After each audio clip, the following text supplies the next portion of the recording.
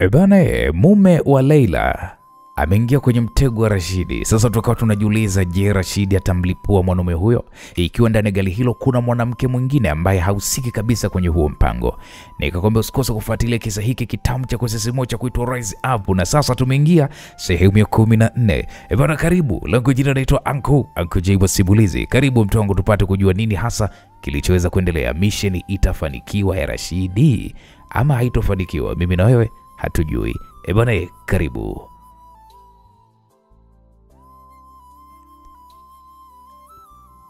Gari hizo zikasimama kama dakika 5 hivi, na binti alikuwa amepanda katika gari hiyo alishuka na kisha kaingia ndani. Taratibu gari hizi zikaanza kuondoka. Kwanza nilishusha pumzi taratibu, nikasubiria ziweze kufika mita kama 100 hivi na 50, na kisha nikaminya batani kulipulia bomu. Nilishuhudia moto mkubwa wa bomu hilo ukililipua gari la mume wa Leila na likasambaratika, huku gari la mbele la walinzi wake likiwaka moto vibaya mno. Mission complete. Nilizungumza hivyo kimoyomoyo huku nikishuka kutoka gorofani hapa. Niliingia ndani ya gari la Fatuma na kisha nikarudi nyumbani. Nikakagua pale nyumba nzima na nikahakikisha kwamba ulinzi uko wa kutosha, kwa maana ya kwamba Fatuma bado alikuwa hajarudi nyumbani. Nilibadilisha nguo zangu, nilichukua chupa ya wine pamoja na glasi na kisha nikakaa sebuleni na kusubiria taarifa ya kifo cha mume wa Leila kwenye runinga. Majira ya saa 12 na dakika 10, habari ilitangazwa juu ya shambulizi jingine la bomu, na mkuu wa kitengo cha upelelezi wa jeshi la polisi amefariki katika mlipuko wa bomu pamoja na walinzi wake wawili, huku wengine wakijeruhiwa vibaya. Hapo kwanza nikapiga fumba zito la wine hii na kisha nikajilaza kwenye hili sofa. Mlio wa simu ulinishtua, nikazinduka katika usingizi huu uliokuwa umenipitia. Nikatazama kwa sekunde kadhaa hii simu kutoka kwa Fatuma na kisha nikaipokea.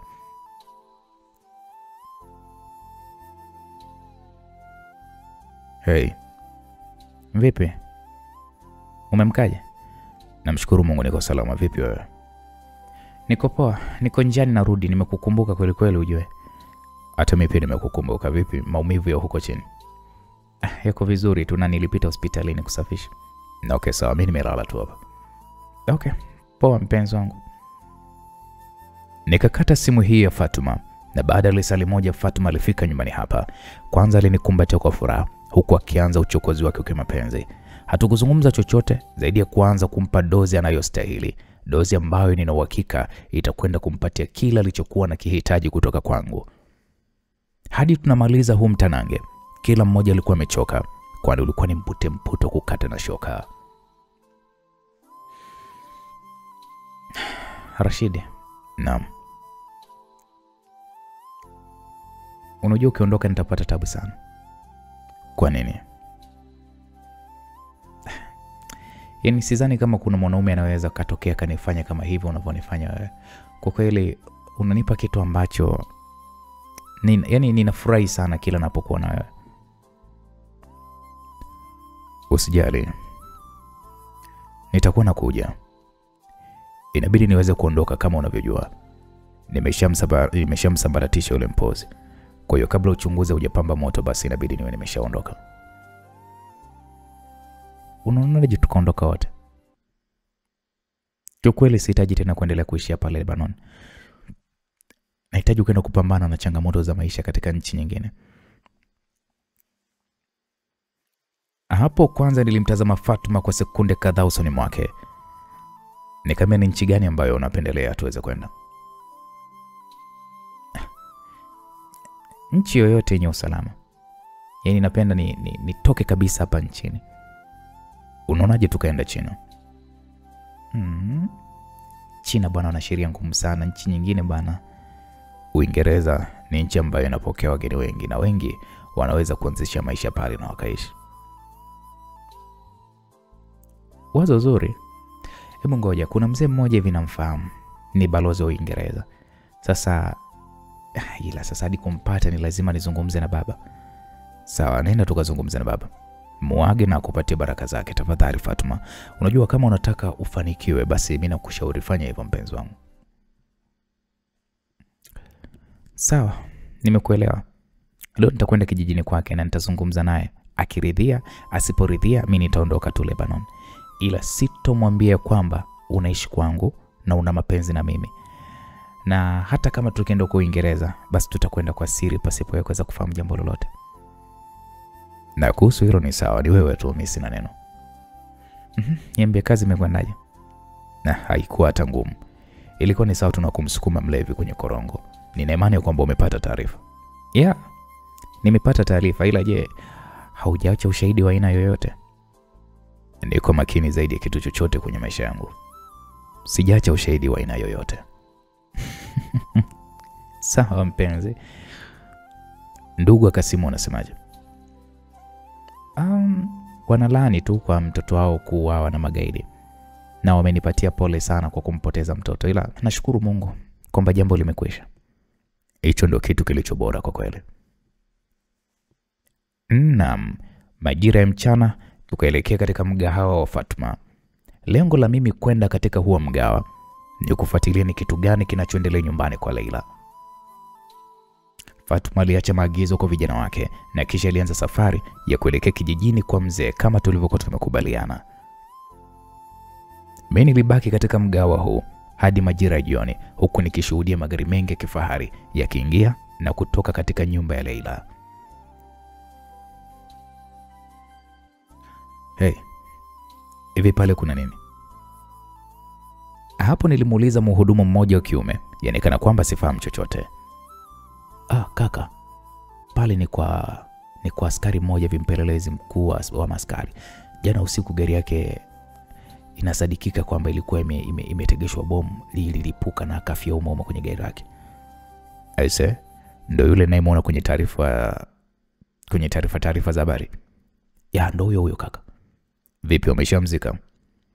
Ndio, wamemzika majira ya saa sita hivi, saa 7 hivi. Hapo walipo wanamalizia tu mazishi. Na okay, sawa. Naam, mhudumu huyo aliendelea na kazi zake. Mimi nilijisogeza nyumbani kwa Leila na ulinzi uliopo eneo hilo aisee ulikuwa ni mkali mno. Nikaulizwa pale, "Wewe, unaelekea wapi?" Askari mmoja aliniuliza, na hii ni mara baada ya kuniona mimi nilikuwa ninaingia hapo getini.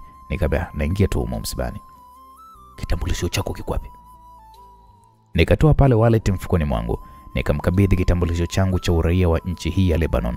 Akakisoma kwa sekunde kadhaa na kisha kanirudishia. "Kwa hiyo mkuu alikuwa ni nani kwako mpaka unakuja hapa msibani?" Ni mmoja miongoni mwa wale waliohusika katika operation ya kumwokoa dokta. Alinipatia kadi yake ya simu hii. Hivyo niliposikia kwamba amefariki na mimi nikaona ni vyema nijiongee hapa. "Hebu hiyo kadi yake ya simu nione." Kweli nilitoa kadi ya simu nikamkabidhi askari huyu ambaye anaonekana na wathamini sana watu wa nchi yake kuliko watu weusi. "Okay. Samahani kwa usumbufu," nikamwambia kuna shida. Niliingia ndani hapa, nikapitiliza moja kwa moja hadi katika kiti cha kuandika rambirambi. Nikaandika pale rambirambi yangu na kisha nikatafuta moja ya kiti nikakaa huko nikiwatazama watu waliopo hili eneo. "Rashidi." Nilishtuka kidogo mara baada ya kumuona mzee Omari hapa. Nikamwambia, "Mzee, shikamoo." "Marahaba, kumbe bado hujaondoka?" Nikamwambia, "Ndio baba, bado nipo, kuna masuala ninayofuatilia. Na niliposikia juu ya msiba wa ndugu yetu imenibidi tu niweze kufika hapa nami kwa sababu kidogo nimechelewa." "Ni kweli, unajua tumempoteza mtu hodari sana. Mtu ambaye alikuwa ni kama nguzo kwenye usalama wa hii nchi. Ila ndo hivyo, kazi ya Mungu siku zote haina makosa." "Ya, ni kweli mzee wangu. Alafu mzee, unatambua kwamba sasa hivi Fatuma yuko njiani, anakwenda kijijini kuonana na wewe?"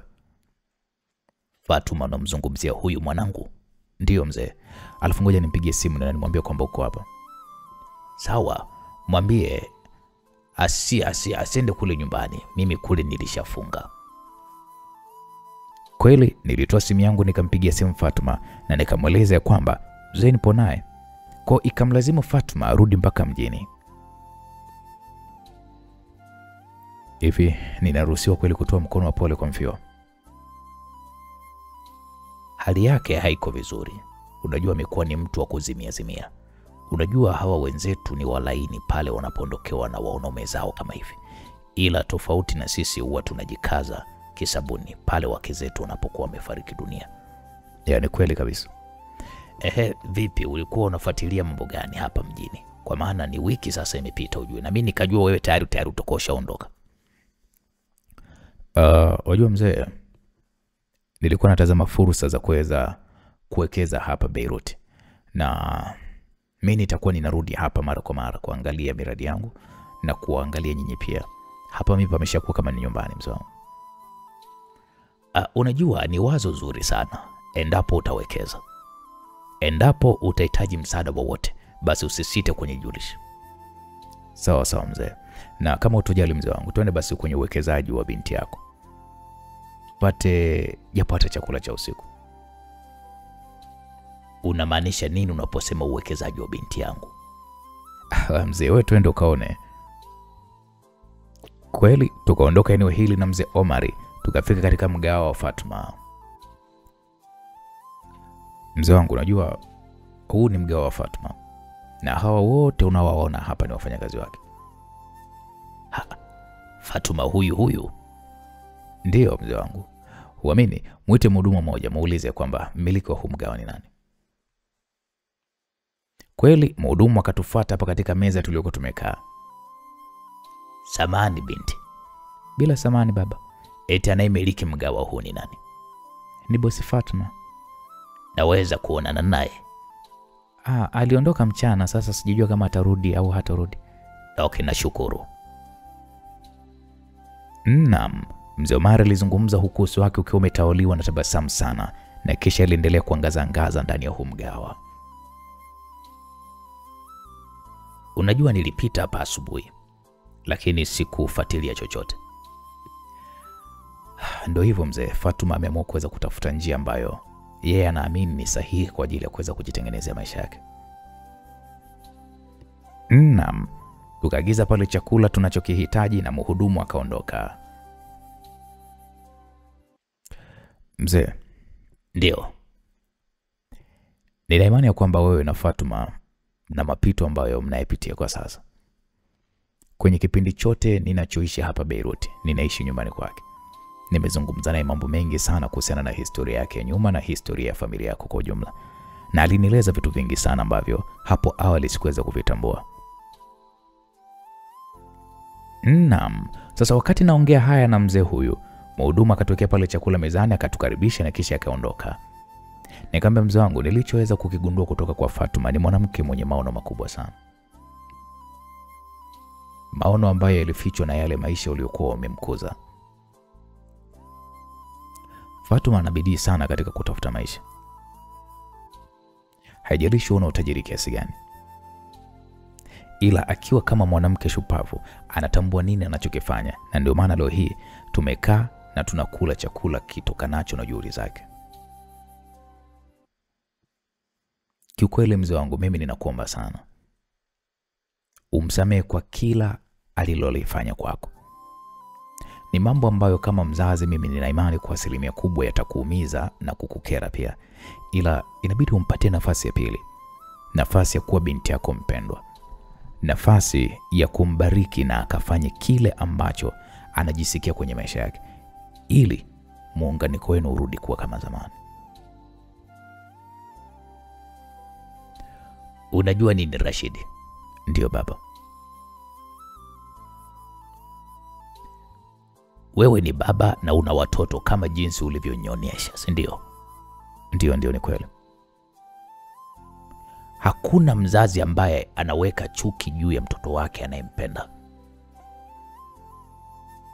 Hata itokee vipi mtoto amkasirikie mzazi wake, ila upendo wa mzazi hautoshuka kwa mwanae huyo.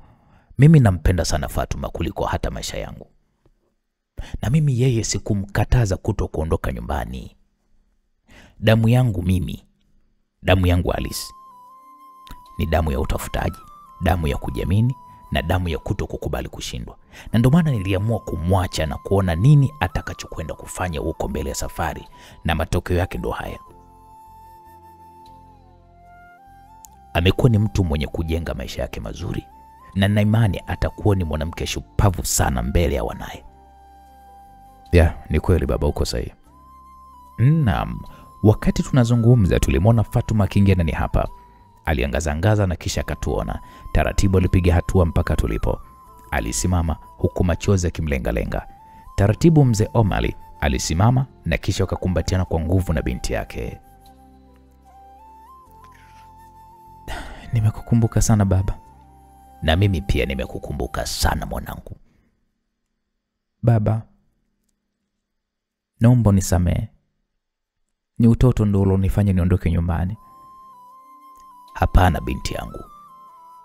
Ulifanya jambo sahihi.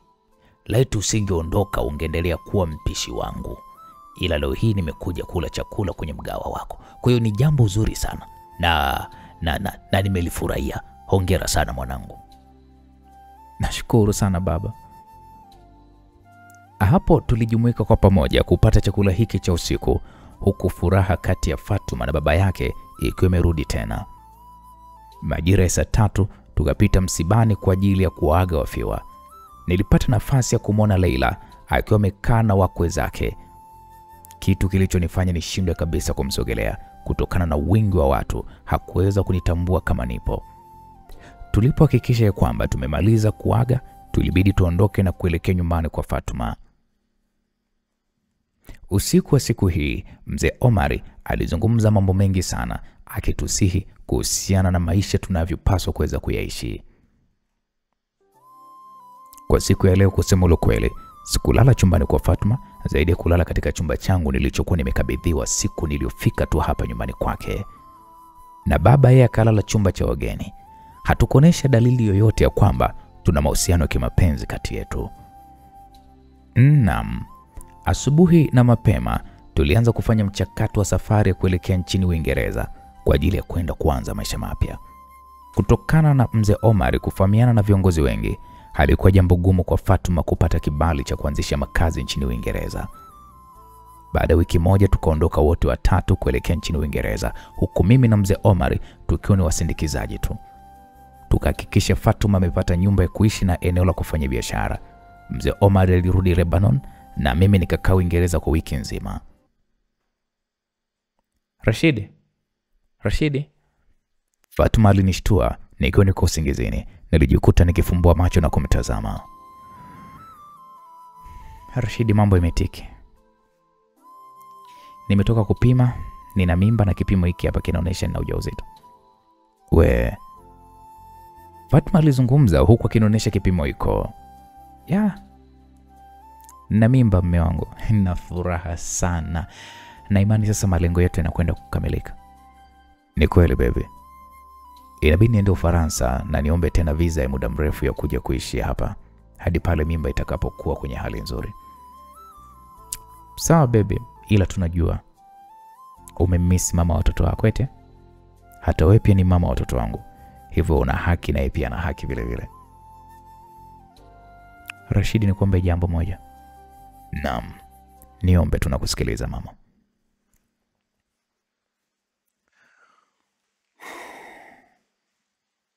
Ningependa sana nikutane na huyo Jacqueline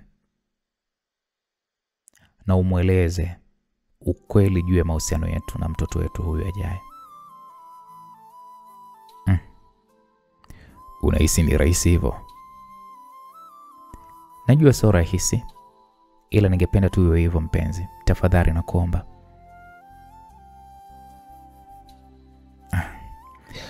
Okay, nitawakutanisha pale watoto wangu watakapozaliwa. Rashidi? Ndio. Nitawakutanisha utakapojifungua. Sawa. Wewe ndo mwanaume. Mimi nafuata kile unachokisema. Unakumbuka leo inabidi uende ubalozi wa Lebanon asubuhi? Pia nakumbuka, nilikuwa nimejisahau kwa kweli ujue. Nilizungumza huku nikishuka kitandani. Nilioga nikapata kifungua kinywa kisha nikaondoka nyumbani hapa nikaelekea katika ubalozi wa Lebanon hapa nchini Uingereza. Balozi alinikaribisha vizuri tu. Alinisalimia kwa sababu hii sio mara yetu ya kwanza kuonana, kwani ni mtu ambaye nilishatambulishwa na mzee Omari pindi tu tunaingia hapa nchini Uingereza, na akatueleza endapo tutapata tatizo lolote basi yeye ndiye mtu wa kwanza inatakiwa tuweze kumjulisha na atatusaidia kwa uharaka zaidi. Kwa aliponikaribisha nikamwambia nashukuru sana mzee wangu. Sasa bwana kijana, hili faili nina imani litakufaa. Kila kitu unachokihitaji kukifahamu kipo humu ndani. Balozi huyu alinikabidhi faili kubwa kidogo. Nilimtazama usoni mwake. Nilifungua faili hizi, nilishtuka kidogo, na hii ni mara baada ya kuona picha ya Don ikiwa ipo kurasa wa kwanza kabisa wa faili hili. Nikapitia pale kurasa kadhaa za mwanzo, na baada ya hapo nikapata picha ya kamili namna gani ninaweza nikampata Don kimya kimya na nikamsambaratisha kimya kimya pasipo kumwaga damu za watu wengine. Balozi huyu nikamwambia nashukuru sana. Nashukuru sana mheshimiwa kwa kunipatia ile faili. Nina imani nitalifanyia kazi. Ni kweli kabisa. Unajua bwana, mzee Omar alinipatia jukumu nikusaidie katika hili jambo. Na nina imani kila jambo litakuwa vizuri. Nikamwambia ndio mkuu, nitaifanya kazi yangu vizuri kabisa. Basi sawa, mimi nikutakie kila laheri kwenye hiyo kazi yako. Nikamwambia nashukuru sana. Nikaagana na balozi na kisha nikaanza safari sasa ya kurudi nyumbani, huku nikiwa nimejawa na furaha, kwani hakuna kitu kizuri kama kumfahamu adui yako kwa undani kabla ya kupigana naye. Kitu kilichokuwa kinanifelisha katika mapambano yangu ya awali na Don ni kutokana na kutokumjua kwa undani. Nikafika nyumbani, kwa pamoja mimi na Fatuma tukaanza kulipitia faili hili kwa undani.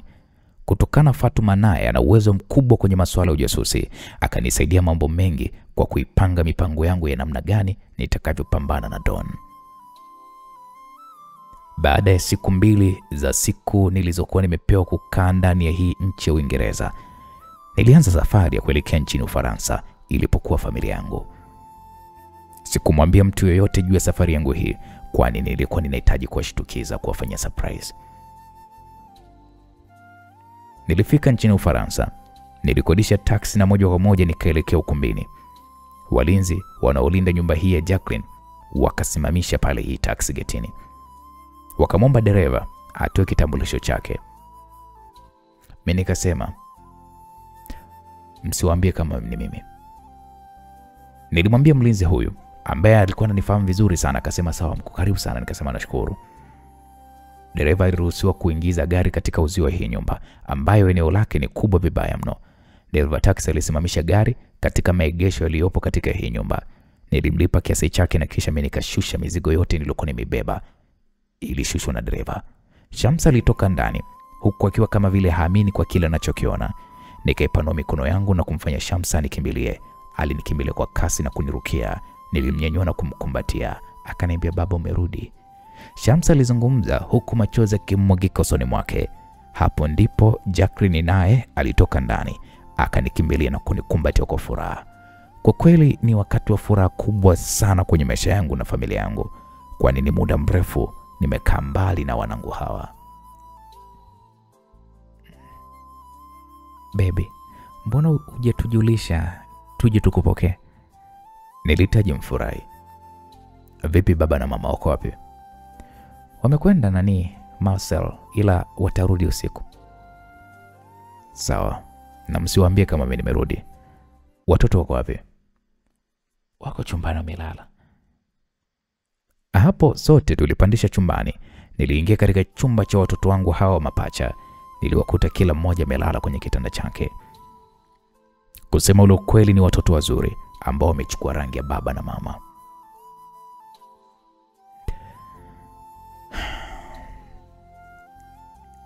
Kiukweli natamani niwaamshe, ila ngoja kwanza niwaache walale kwanza. Kweli mume wangu, unajua wamekula chakula cha mchana muda huu. Nilimbusu kila mmoja shavuni mwake na kisha nilitoka ndani hapa huku nikiwa niko na furaha mno. Nikampatia Shamsa zawadi nilizokuwa nimemnunulia. Jacqueline alibeba begi langu la nguo mpaka chumbani. Jacqueline kwanza nilipofika tu akanisukumia kitandani nikalala chali. Akanikalia kiunoni mwangu na hapo tukaanza pale kupigana mabusu huku kila mmoja akiwa katika hisia kali mno. Tukatoana pale nguo kwa haraka na mtanango kukata na shoko kaanza, kwani ni kwa kipindi kirefu sana tulikuwa tujakutana kimwili. Bane, humtanange niliunganisha pale goli 2 katika hii mechi moja. Ilichukua kama lisaa mpaka tukaja kumaliza. Hapa sasa ndio tukapata nafasi sasa ya kuzungumza. Aise, unajua nilikuwa na hamu sana na wewe mume wangu. Hata mimi pia, unajua nilikukumbuka sana mke wangu. Vipi Lebanon? Umefanikiwa kukipata kile kilichokupeleka? Ya, nimefanikiwa kwa 100% mke wangu. Naweza nikasema namshukuru sana Mungu. Naam, majira ya saa 1 za usiku baba na mama wakarudi. Furaha ilizidi kuongezeka kati yetu. Niliwahadithia maisha niliyokuwa ninaishi kuanzia DRC hadi Lebanon. Kitu nilichowaficha ni maisha ya kutembea na wasichana tofauti tofauti. Inabidi ile harusi yenu ya sasa iweze kufungwa. Baba alizungumza hivyo, nikasema kuna shaka baba. Lini mnahitaji mfunge hiyo harusi? Baba, mimi natamani hata kesho. Jacqueline aliwahi kulijibu hili swali. Mimi nikasema wiki hii mwishoni. Nilipendekeza siku ya Jumamosi na tukakubaliana kwa pamoja. Siku iliyofuata maandalizi ya harusi yakaanza, na kusema ule kweli hatukuhitaji watu wengi kwenye hii harusi. Na walioalikwa 100% ni rafiki wa Jacqueline pamoja na marafiki wa baba.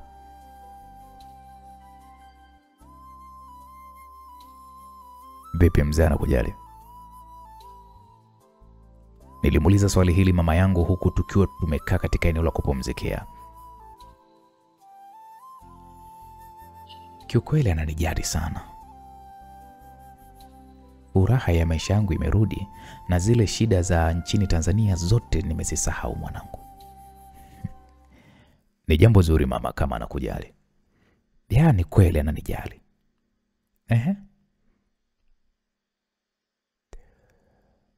Katika kupita kwako huko,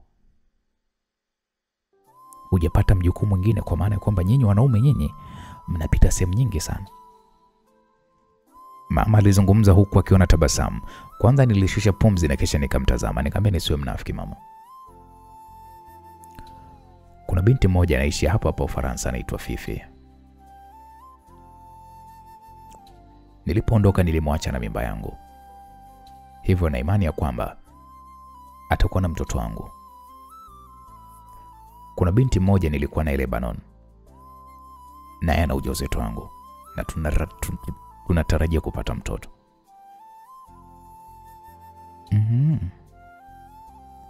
Kama ni hivyo, ni vema kuhakikisha kwamba hawa watoto wanapajua kwao, kwa sababu watoto ni baraka kwenye familia. Na usiwafiche. Acha kwanza ukue. Si unajua kwamba sihitaji kuweza kuifuta furaha ya Jacqueline kwa kipindi hiki. Sawa, ila unipatie namba za mama zao, kwa sababu mimi ndo bibi yao. Kuhusu hilo mama, wala usijali, nitakupatia. Naam, jambo la kumshukuru Mungu. Mama yangu ni msiri wangu na ni mtu anayenielewa vizuri mno. Majira ya mchana nikaelekea mjini na moja kwa moja nikaelekea mpaka kwenye mgahawa ambao Fifi alikuwa anafanyia kazi. Nikaulizia pale na nikaambiwa aliacha kazi miaka 2 iliyopita. Kwa hiyo alielekea wapi baada ya kuacha kazi? Hapo nilimuuliza mmiliki wa huu mgahawa. Mmiliki wa huu mgahawa akaniambia kwamba mara ya mwisho kuzungumza na Fifi ilikuwa ni Accra, Ghana. Na Fifi huko ameanzisha biashara yake ya mgahawa. Kwa nini aliondoka Ufaransa? Ni kutokana na ujauzito aliokuwa ameupata. Kwa hiyo mlimfukuza kazi? Hapana, ila alitamani kwenda kujifungua nchini kwao Ghana. Namba za mawasiliano nazo? Unaweza kunisaidia? Bila shaka nakupatia. Mmiliki huyu alinipatia namba ya Fifi anayoitumia nchini kwao Ghana, na kisha mimi hapo nikarudi nyumbani. Furaha na amani ilizidi kutawala ndani ya familia yangu, na nikawaeleza juu ya kazi iliyopo mbele yangu na nikapanga mara baada ya harusi yangu kuisha. Kwa kila mmoja alinikubalia na alinipatia baraka ya kazi ninayokwenda kuifanya mbele yangu.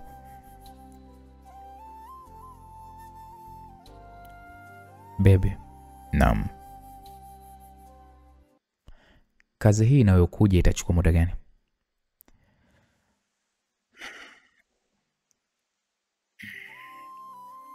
Ni kazi ya kumuinda Don. Ndiyo, naelewa. Nataka kujua itachukua muda gani. Ukiniuliza mimi hilo swali, nitakujibu kwamba natamani sana niimalize kwa muda mfupi na kisha niishi kwa amani. Ila nina imani ya kwamba itanichukua muda kidogo. Kama unavyojua hali ya Don sio kawaida.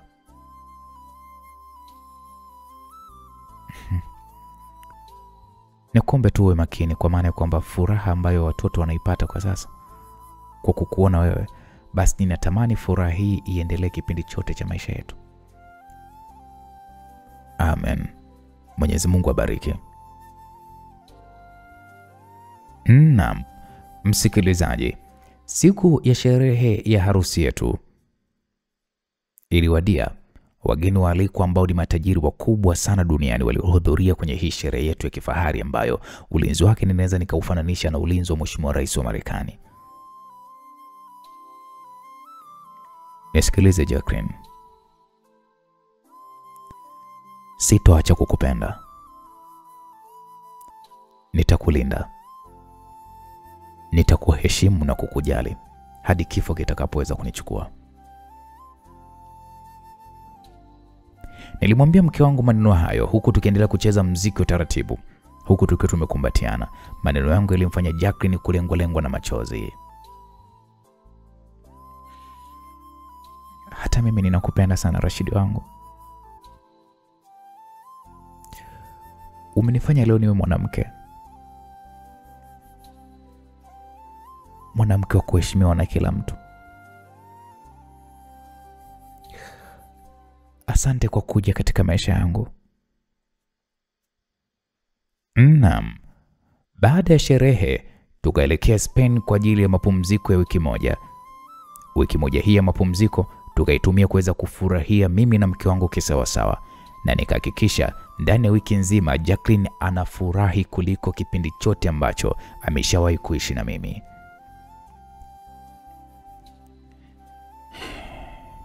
Miaka inakwenda kasi sana. Hapo nilizungumza huku nikiwa nimejilaza kwenye kitanda kilichokuwa ufukweni hapa, huku mke wangu naye akiwa amelala pembeni katika kitanda chake. Kwa nini unasema hivyo mume wangu? Miaka 3 nyuma ilikuwa sina mbele wala nyuma. Mamangu pamoja na mwanangu tulikuwa tunaishi maisha ya ajabu sana. Maisha ya kimaskini ambayo kusema ule ukweli yalitufanya tuwe ni watu wa kudhalilika na kuonekana hatuna thamani.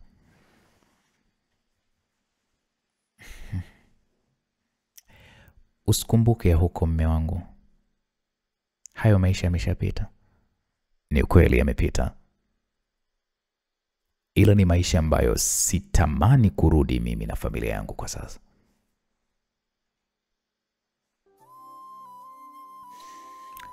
Nisikilize mume wangu. Kwenye maisha kuna kupanda na kushuka. Na aliyopo chini siku zote anatamani sana kupanda juu, na aliyopo juu hutamani sana kushuka chini. Hivyo tuko pamoja na tutapambana kuhakikisha kwamba watoto wetu wanaishi maisha ya kitajiri na ya kifahari. Na nakuahidi kwenye hili, kwa maana ya kwamba biashara zetu zinazidi kupanda juu na kukua. Shamsa ndio yule anazidi kukua kisanaa na pesa imeanza kumfuata akiwa bado ni mdogo sana. Kwa nina imani hadi afikishe umri wa miaka 18 basi ataweza kujitegemea kiuchumi na atakuwa na maisha mazuri sana. Jacqueline, niambie mpenzi wangu. Ninashukuru sana kwa kumlea mwanangu kama mwanao. Usijali. Nimekupenda wewe na watu wako wote waliokuzingira. Naam, upendo wa Jacqueline kusema ule ukweli ni upendo kutoka moyoni mwake. Yaani nafanya kila lililowezekanalo kuhakikisha kwamba wanafamilia yangu wanaishi vizuri. Baada ya siku zetu za mapumziko yetu kuishi hapa Spain kuisha, tukarudi zetu Ufaransa. Nilikaa kama wiki moja na kisha nikaanza safari kuelekea nchini Tanzania, ambapo kwa taarifa za kijasusi nilizozipata kwenye faili hili, Don yuko Tanzania na ameidhamini serikali kujenga uwanja mkubwa wa mpira, uwanja wa kisasa utakao kuwa uwanja mkubwa kuliko viwanja vyote duniani. Sikutaka kuingia nchini Tanzania moja kwa moja. Nikafika nchini Kenya ili iwe rahisi kwa mimi kuweza kuelekea nchini Tanzania kwa njia za mipakani ambazo ni rahisi sana kuingia kuliko unapopita viwanja vya ndege. Kabla kuingia nchini Tanzania, nilianza kuzipitia habari zote zinazoendelea nchini Tanzania, kuanzia uongozi wa rais na familia yake mpaka kiwanja kinachojengwa na Don, huku nikiwa sijui dhana ushirikiano wao ni nini. Nilipojiridhisha kwamba nina taarifa za sasa zinazoendelea nchini Tanzania, nikaanza safari kuelekea Tanzania kwa kupitia mpaka wa Hororo na kuingia mkoani Tanga. Sasa niko nyumbani. Nilizungumza kimoyomoyo huku nikitazama mandhari ya jiji hili la Tanga. Nikapangisha pale chumba katika hoteli iliyopo katikati ya barabara 7 kutokana na sekeseke la kukosana na serikali ya Tanzania. Jambo hilo lilikuwa limeshakwisha na nilishaonekana mimi sina hatia, kwa sikuona haja mimi kuendelea kujificha ficha kwa watu. Kitu nilichokuwa nawapendea watu wa mkoa huu ni wakarimu sana na ni watu ambao hawawezi kukuficha jambo unapowauliza. Nikasema hivi, uwanja huo utatumiwa na timu zetu za hapa nyumbani? Niliuliza swali hili kwenye moja ya kibanda cha kahawa huku watu wakiwa wanacheza bao. Hakuna timu itakayotumia huo uwanja. Ninasikia bwana ni timu ya taifa pekee ndio itakayotumia huo uwanja. Mzee mmoja alizungumza huku akiendelea kucheza bao. Nikamwambia dogo, hebu zungusha kahawa kwa kila mtu na kashata. Nilimwambia kijana aliyekuwa anauza kahawa. Kila mtu alishangaa kwa mimi kutoa ofa hiyo na walifurahi sana, kwani maisha ya wengi ni magumu mno. Dogo, kwani huuzi nani? Binjila? Nilimuuliza dogo huyu muuza kahawa, akasema hakuna, rafiki yangu anazo. Ngoja nimuite. Nikamwambia muite, mwambie aje nazo nyingi. Kijana huyu akamuita kijana mwenzie muuza kahawa na watu pale waliendelea kuburudika na nikawalipa pale vijana hawa. Kitu ninachokifanya ni kutengeneza urafiki na hawa watu kijiweni, kwani ukitaka kupata habari hata kwa mke wa mtu basi kwa tuna ukaribu na hawa watu. Kijana, njoo na ucheze. Mzee mmoja aliyekuwa anacheza alizungumza huku akinipisha kwenye benchi na mimi nikakaa. Nikasema ila mimi sio mtaalamu sana wa kucheza ya madude. Ila ngoja nijitahidi mzee wangu. Nilizungumza huku nikianza kucheza na mzee mwingine. Nikaendelea pale kudadisi maswali. Kwa hiyo jamani, serikali ndo inajenga uwanja ule? Ndio, serikali ndo inajenga ule uwanja. Ila mnasikia bwana kuna kampuni ya kutoka Marekani huko ndo imedhamini ule ujenzi wake. Inaitwaje hiyo? Hata sifahamu. Kwa nikakaa na hawa wazee mpaka majira ya 2 za usiku ndo nikaondoka nikaelekea Forodhani. Nilipata chakula pale cha usiku na kesho nikarudi hotelini kwa ajili ya kujipumzisha. Nikasema lazima niende Dar es Salaam. Nilizungumza huko nikipitia faili yenye taarifa za Don. Pale nikajiuliza, kwa hiyo Don amejenga uwanja ili iwe ni kama kichaka chake cha kujificha hapa nchini Niliendelea kuwaza huku nikitazama faili hili. Nikanyanyuka pale kwenye hili sofa nililokuwa nimekaa, nikasogea dirishani, nikachungulia dirishani. Ili nachungulia dirishani bwana, ghafla risasi kapiga kwenye kioo cha dirisha hili. Ili nipunyua ilipiga ikaenda kapiga ukutani. Kwa haraka kwanza nikalala chini, kwa maana kwamba nikifanya kosa lolote hapa nafumuliwa ubongo. Kwa kasi ajabu nikatambaa mpaka sehemu nilipokuwa nimeweka begi langu. Nikatoa pale bastola yangu ambayo nilikuwa nimeinunua nchini Kenya kinyume kabisa na sheria, kwa maana wauza silaha hizi huziuza kwa siri sana pasipo serikali ya nchi yao kuweza kufahamu. Nikaifunga pale kiwambo cha kuzuia risasi isitoe sauti na kisha kwa haraka nikazima taa za chumbani kwangu. Taratibu nikachungulia dirishani ili kuona mdunguaji huyu anatokea wapi. Kutokana na giza sikufanikiwa kuona chochote. Nikasikia mlango wangu ukiguswa kitasa. Kwa haraka nikaenda nikajibanza pembezoni mwa huo mlango. Mlango kafunguliwa, nikaona bastola inatangulia mbele. Sasa hapa nikajua kumeshakucha. Tayari maadui zangu wameshatambua ni sehemu gani nilipo. Kitendo cha mtu huyu Kuingiza tu kichwa chake ili kuweza kuchungulia ndani hapa ilikuwa ni kosa kubwa sana kwenye maisha yake, kwani sikuhitaji kujishauri mara mbili. Nilimfumua risasi ya kichwa akaanguka chini. Mtu mmoja aliingia ndani hapa kwa sarakasi na kisha akajirusha hewani, na risasi 2 nilizozifyatua zote zilikuwa zimepita kama hewa. Mtu huyu alijifunika uso wake, akafyatua risasi kadhaa katika eneo ambalo mimi nilipokuwa nimesimama. Ila nami sikuwa mjinga, nikajirusha nyuma ya sofa. Mtu huyu aliyekuwa ameingia ndani kwangu hapa alikuwa anaonekana ni mjuzi sana wa kutumia silaha na mapigano ya kavu. Kwanza nikalisukuma sofa hili mpaka sehemu alipo yeye akaruka hewani kwa kasi ajabu mno, na mimi nikanyanyuka pale nikazunguka kwa teke linaloitwa round kick, ambalo sasa teke hili likampata tumboni mwake barabara, akaenda kitandani chini, bastola yake kaangukia pembeni.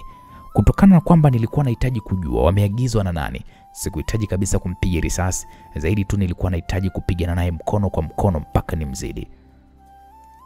Mwanaume huyu alisimama kwa haraka huku akiwa anapangusa tumboni mwake, akachomoa kisu kidogo, akaanza pale kunichambulia kwa kasi ya ajabu. Kitu ambacho jamaa huyu amekikosea ni kukubali kupewa kazi ya kutokujua na kwenda kupigana na mtu aina gani. Rashidi yule niliyekuwa ninapambana kwenye mapigano kwa ajili ya umaskini wangu sio Rashidi huyu wa sasa ambaye nimepitia mafunzo makali na ya kila aina, mafunzo yanayonifanya na mimi niwe mtu hatari kati ya watu hatari ambao umewahi kuwasikia kwenye maisha yako. Mateke na ngumi zake za kushtukiza hazikunisumbua kichwa zaidi tu ya kuyapangua kwa kasi ya ajabu. Nilimtandika mapigo ya nguvu, mapigo ambayo yanamfanya kugugumia kimoyo, huku machozi yakimlenga usoni mwake. Nikamnyanyuka, mpozi wewe. Nilizungumza huku nikimtazama jinsi alivyolala chini akijivuta ili aweze kunyanyuka, kwa sababu nilimpiga teke moja la shingo lilokuwa limemwangusha chini kama mzoga. Nikawasha taa zenye mwanga hafifu ili nimuone vizuri. Ghafla nikasikia kioo kimepasuka, huku risasi zikianza kumiminika ndani ya hiki chumba. Kutokana na kwamba nipo karibu na mlango, nikajirusha nje ya hiki chumba. Nilianza kukimbia kuelekea katika ngazi za kushuka. Nikawaona watu wawili waliokuwa wamevalia mavazi meusi, ni kama hawa watu niliokuwa nimetoka kupigana nao.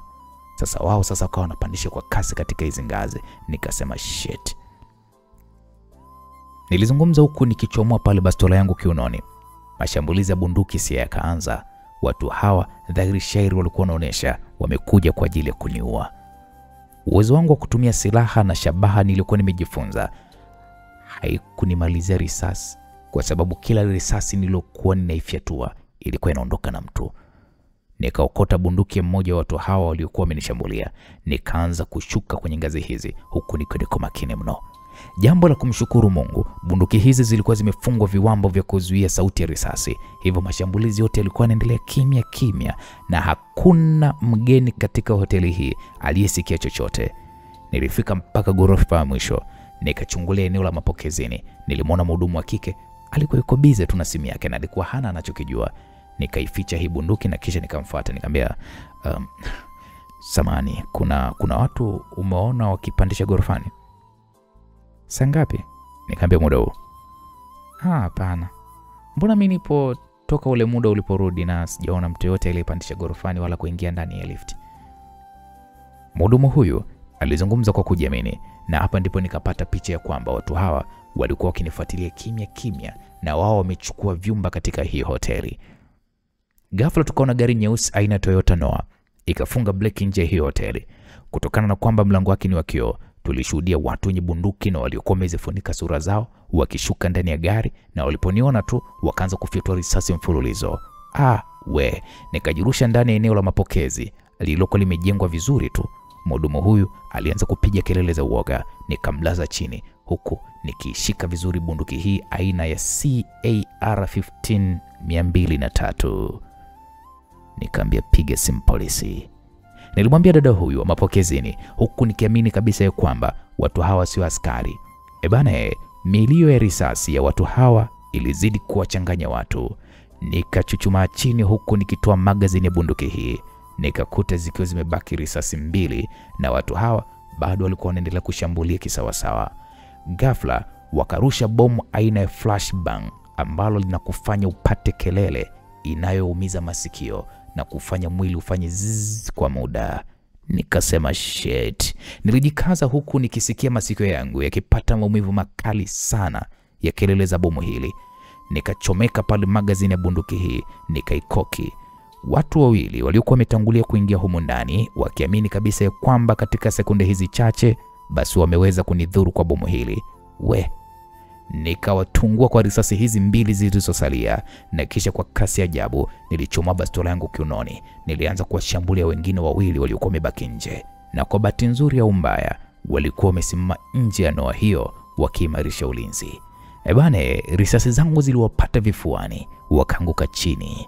Nikaokota bunduki ya mmoja wa hawa niliokuwa nimeua ndani hapa, na kisha nikatoka nje nikathibitisha kwamba wamekufa.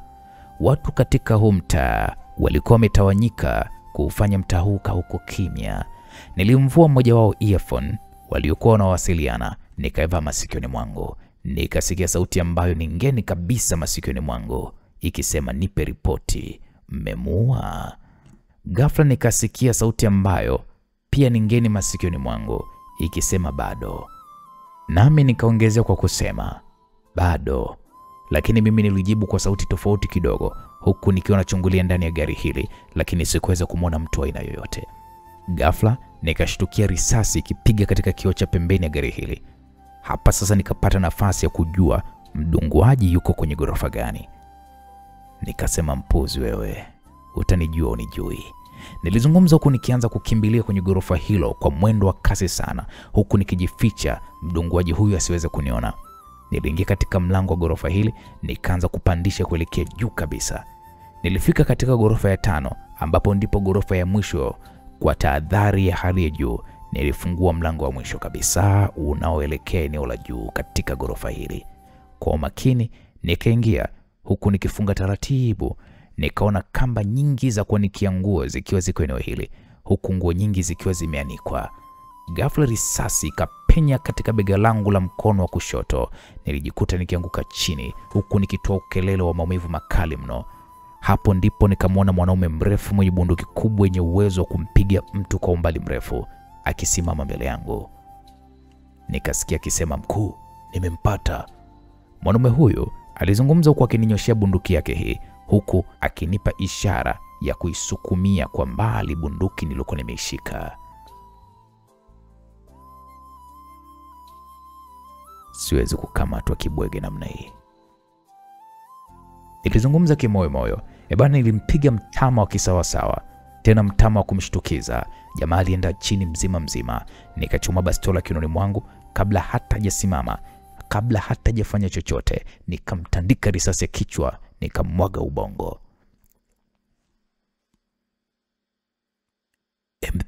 M3, mmefikia wapi? Nilisikia sauti hiyo kwenye earphone niliyokuwa nimevaa sikioni mwangu. Nikasema, mtu wako amekufa, tuma wengine wafe pia. Hapo nilizungumza kwa kujikaza, huku damu zikinimwagika begani mwangu kwa sababu risasi ilinipata begani mwangu. Nikamkagua mwanaume huyu mfukoni mwake, nikaona simu. Nilichukua kidole gumba chake na kisha nikakiweka katika sehemu ya kuifungua simu hii, na simu ikafunguka. Nikabadilisha mfumo wa kuifungua simu hii. Kutoka kwenye fingerprint nikaingiza namba za siri zangu na kisha nikaizima. Nikaanza kuondoka hili eneo huku nikiwa nimeshika bega langu la kushoto. Maumivu makali haya yakanifanya niweze kurudi kwanza hotelini. Nilimkuta mhudumu huyu akiwa yuko bado amelala chini, huku mkojo ukiwa umemtapakaa eneo alilokuwa amelala. Nikasema, hey, naomba boksi la huduma ya kwanza. Nilimwambia huyu msichana huku nikimnyanyua. Alianza pale kupiga kelele. Nikamwambia, wewe, ni mimi bwana. Nilizungumza huku nikimtazama jinsi alivyokuwa anatetemeka.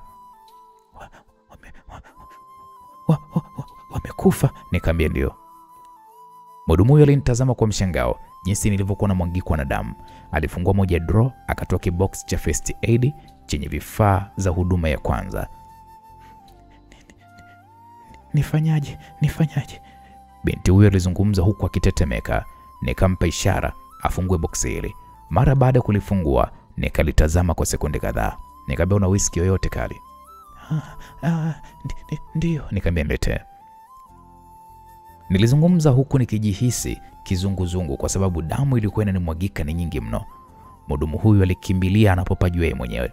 Nikachukua pamba kubwa nikajiziba kwenye jeraha hili, na kitu kibaya zaidi ni kwamba risasi hii ilikuwa imeingia kwenye bega, yaani haijatoboa upande wa pili, imezamia, ni minasa. Mhudumu huyu akarudi akiwa yuko na chupa ya whisky. Nikamwambia ifungue hiyo chupa. Nilimwambia huku nikiwa navuta t-shirt yangu. Nikachukua pale chupa hii ya whisky, nikapiga pale fumba moja zito, na kisha nikaanza kujimwagia katika kidonda hiki. Nilijikuta nikipiga kelele za maumivu kwa sababu jeraha la risasi, kusema ule kweli, halina mbabe. Maumivu yalikuwa ni makali. Nikachukua mkasi mdogo uliokuwa katika kisanduku hiki, nikavuta pale pumzi, na kisha nikaibana taratibu risasi hii, nikaanza kuichomoa. Nilichomoa huku nikiwa ninaugumia kwa maumivu haya ya uchungu vibaya mno. Nikajimwagia whisky hii kwenye hili shimo la risasi. Maumivu nilokuwa ninayahisi ni kama vile kuchomwa na pasi mgongoni. Naomba bandage. Nilimwambia huyu mhudumu. Alinipatia bandage nyingine, nikaibandika katika hiki kidonda. Nilichukua plasta kubwa nikaibandika juu ya bandage hii ili iweze kukaza vizuri na isidondoke.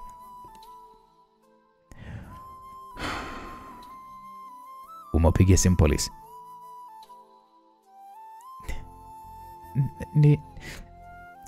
Hapana.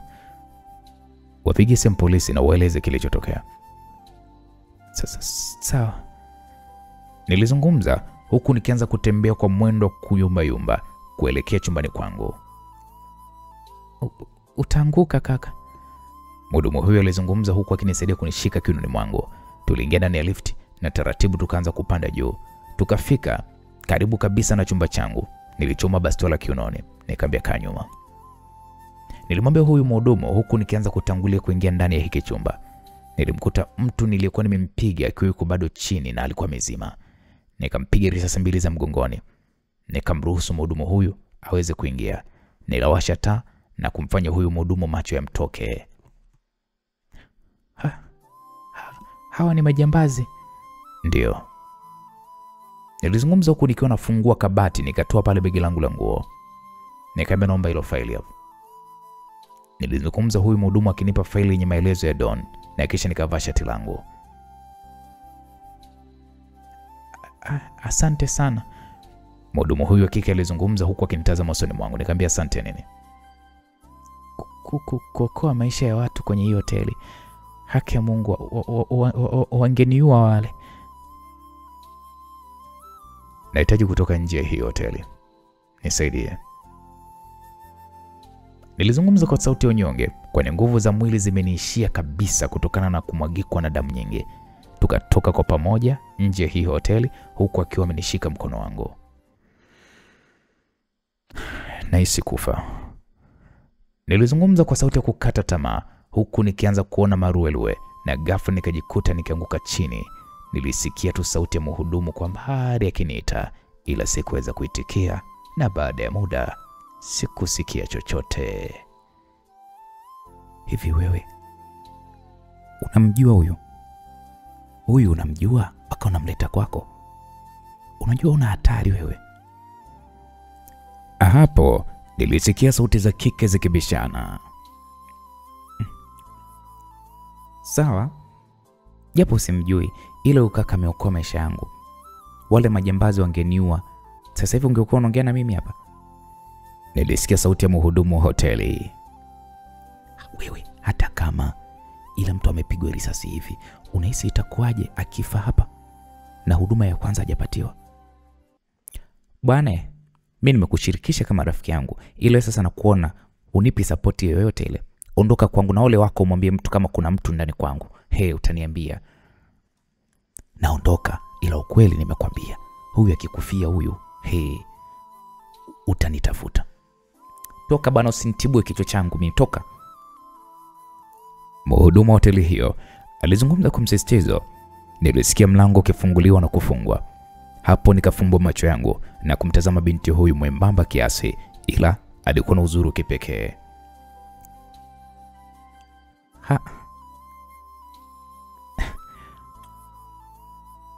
Umeamka?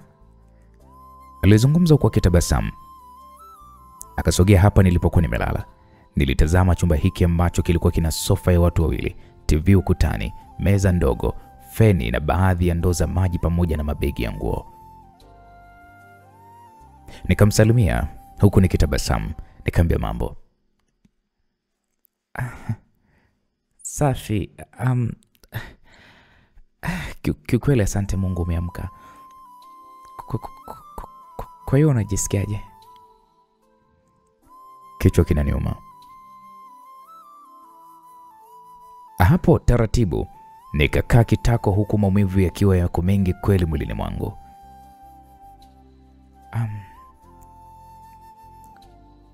Pole, basi ngoja nikakuletea Panado unywe. Hapana. Panado haiwezi kunisaidia kitu chochote. Sasa hivi ni saa ngapi? Saa 8 mchana. Toka ulivyoanguka jana usiku sasa hivi ndo unazinduka. Na hapa nilipo ni wapi? Ni nyumbani kwangu, nimeamua kukuleta hapa. Unajua niliogopa kukupeleka hospitalini, labda wale majambazi wangekufuata tena. Hapo nikamtazama msichana huyu kwa muda kidogo na kisha nikatabasamu. Nikamwambia kama ningekufa kama rafiki yako alivyokuambia ungefanyaje? Najua usingekufa kwa maana kama Mungu alikuokoa kwenye zile risasi pale, sidhani kama angekuacha huko ulipo. Nipo wapi hapa? Upo nyumbani kwangu. Yaani niko maeneo gani? Hapa tupo eneo moja vile linaitwa Donge. Unalijua? Hapana. Kwa sababu Tanga mimi ndo marangu ya kwanza kufika. Okay. Basi upo Donge. Polisi walifika pale hotelini? Ndio. Walifika asubuhi. Kwa sababu baada ya wewe kukuleta hapa mimi nilirudi kule hotelini. Nikawaeleza watu waliokuwa hapo kwenye vyumba vyao ya kwamba mashambulizi yamekwisha. Yaani polisi wamekuja asubuhi kabisa, wezi amini. Wametambua kwamba mimi ndo nimepambana na majambazi. Wajua kwanza mimi sikumwamini yote kwa sababu nilikukuta na earphone sikioni mwako. Nikajaribu kusikiliza kinachoongelewa, nikasikia tu watu wakisema kwamba ni lazima wakutafute na wakuue. Kwa nikaamua kukivunja kile earphone. Hapo nilijikuta nikishangazwa na ujasiri wa huyu msichana. Nikamwambia unaitwa nani? Tina. Tina? Ndio, yani ni kifupi cha Christina. Okay. Hapo sasa nimekuelewa. Nilizungumza huku taratibu nikikaa kitako kitandani hapa. Nikatoa bandage kwenye kidonda changu hiki. Nilikuta damu ikiwa imekauka ila maumivu yalikuwa bado ni makali mno. Nilimwomba Tina kalamu pamoja na karatasi, akanipatia. Nilimwandikia vitu ninavyovihitaji kwa ajili ya kuweza kuhudumia jeraha hili, ili niweze kuirudisha damu katika mwili wangu, ili nipate nafasi nyingine sasa ya kupambana na hawa watu ambao moja kwa moja ninahisi kama vile hawajatumwa na rais, basi wametumwa na Don. Hivi vitu mbona gharama yake ni kubwa sana na mimi sijapokea mshahara? Leta begi langu. Tina akaniletea begi langu la nguo. Hapa Tanga kuna duka la kubadilisha pesa? Ndio, lipo kule katikati ya mji lakini. Nikatoa noti za dola 500 nikamkabidhi Tina. Macho alimtoka kwa mshangao. Akauliza hizi zote? Nikamwambia ndio. Kanunue. Weka na matumizi yako yote ya ndani na baadhi ya vitu ambavyo unahisi ya kwamba vitasaidia siku 2-3 hizi nitakazokuwa humu ndani. Tina kanitazama kwanza kwa sekunde kadhaa huku akionekana yani haamini kile alichokuwa nakiona. Sawa basi ngoja nijiandae niende. Alafu hilo hapo ni bafu pamoja na choo. Tina alizungumza huku akinionyesha mlango mwingine uliopo hapa ndani. Nikamwambia nashukuru. Una mpenzi? Kwa maana kwamba nisingependa kuvunja mahusiano yako. Hapana, kwa sasa mimi sina mwanaume. Wanaume wenyewe hata haeleweki. Unampata mwanaume kama Azizi. Azizi ndo nani? Mimi nikiwaga pale kazini nakuaga nakosa kazi ya kufanya. Kwa waga nasikilizaga story jamaa mmoja anaitwa Nkojei. Anasimuliza inaitwa Binti Ndile. Yaani huyu kuna huyo mkaka huyo Azizi. Hapana ise. Kwa hiyo ndo maana unaogopa wanaume? Ya naogopa. Hebu acha upuzi wako wewe. Niwashie TV nipoteze muda. Tina kweli aliniwashia TV. Mimi nina movie za Kikorea tu. Huna antena kwani? Sina antena mimi nina deki. Vipi unahisi njaa? Ndio. Basi ngoja nikakununulie chips hapo nje. Tina alitoka ndani hapa na baada ya dakika 10 akarudi na mfuko wa chips pamoja na soda. Kula basi mimi ngoja niwahi mjini. Ndio sawa. Tina aliweza kunihudumia kwa kuninawisha mikono na kisha akaondoka nyumbani hapa. Nilikula chakula hiki kwa haraka na kisha nilifungua pale begi langu na kisha nikatoa faili la Doni. Nilijipapasa mfukoni, nilikuta simu nilikuwa nimeichukua kwa mmoja wa watu nilikuwa nimewaua. Nikataka kuiwasha ila nafsi ikasita, huku nikiamini kwamba wanaweza kuitafuta na ikajulikana ipo eneo hili. Ikaleta shida kwa upande wangu, lakini pia ikaleta shida kwa huyu binti. Baada ya lisali 1:30 Tina aliweza kurudi na vitu vyote nilivyokuwa nimemwagiza.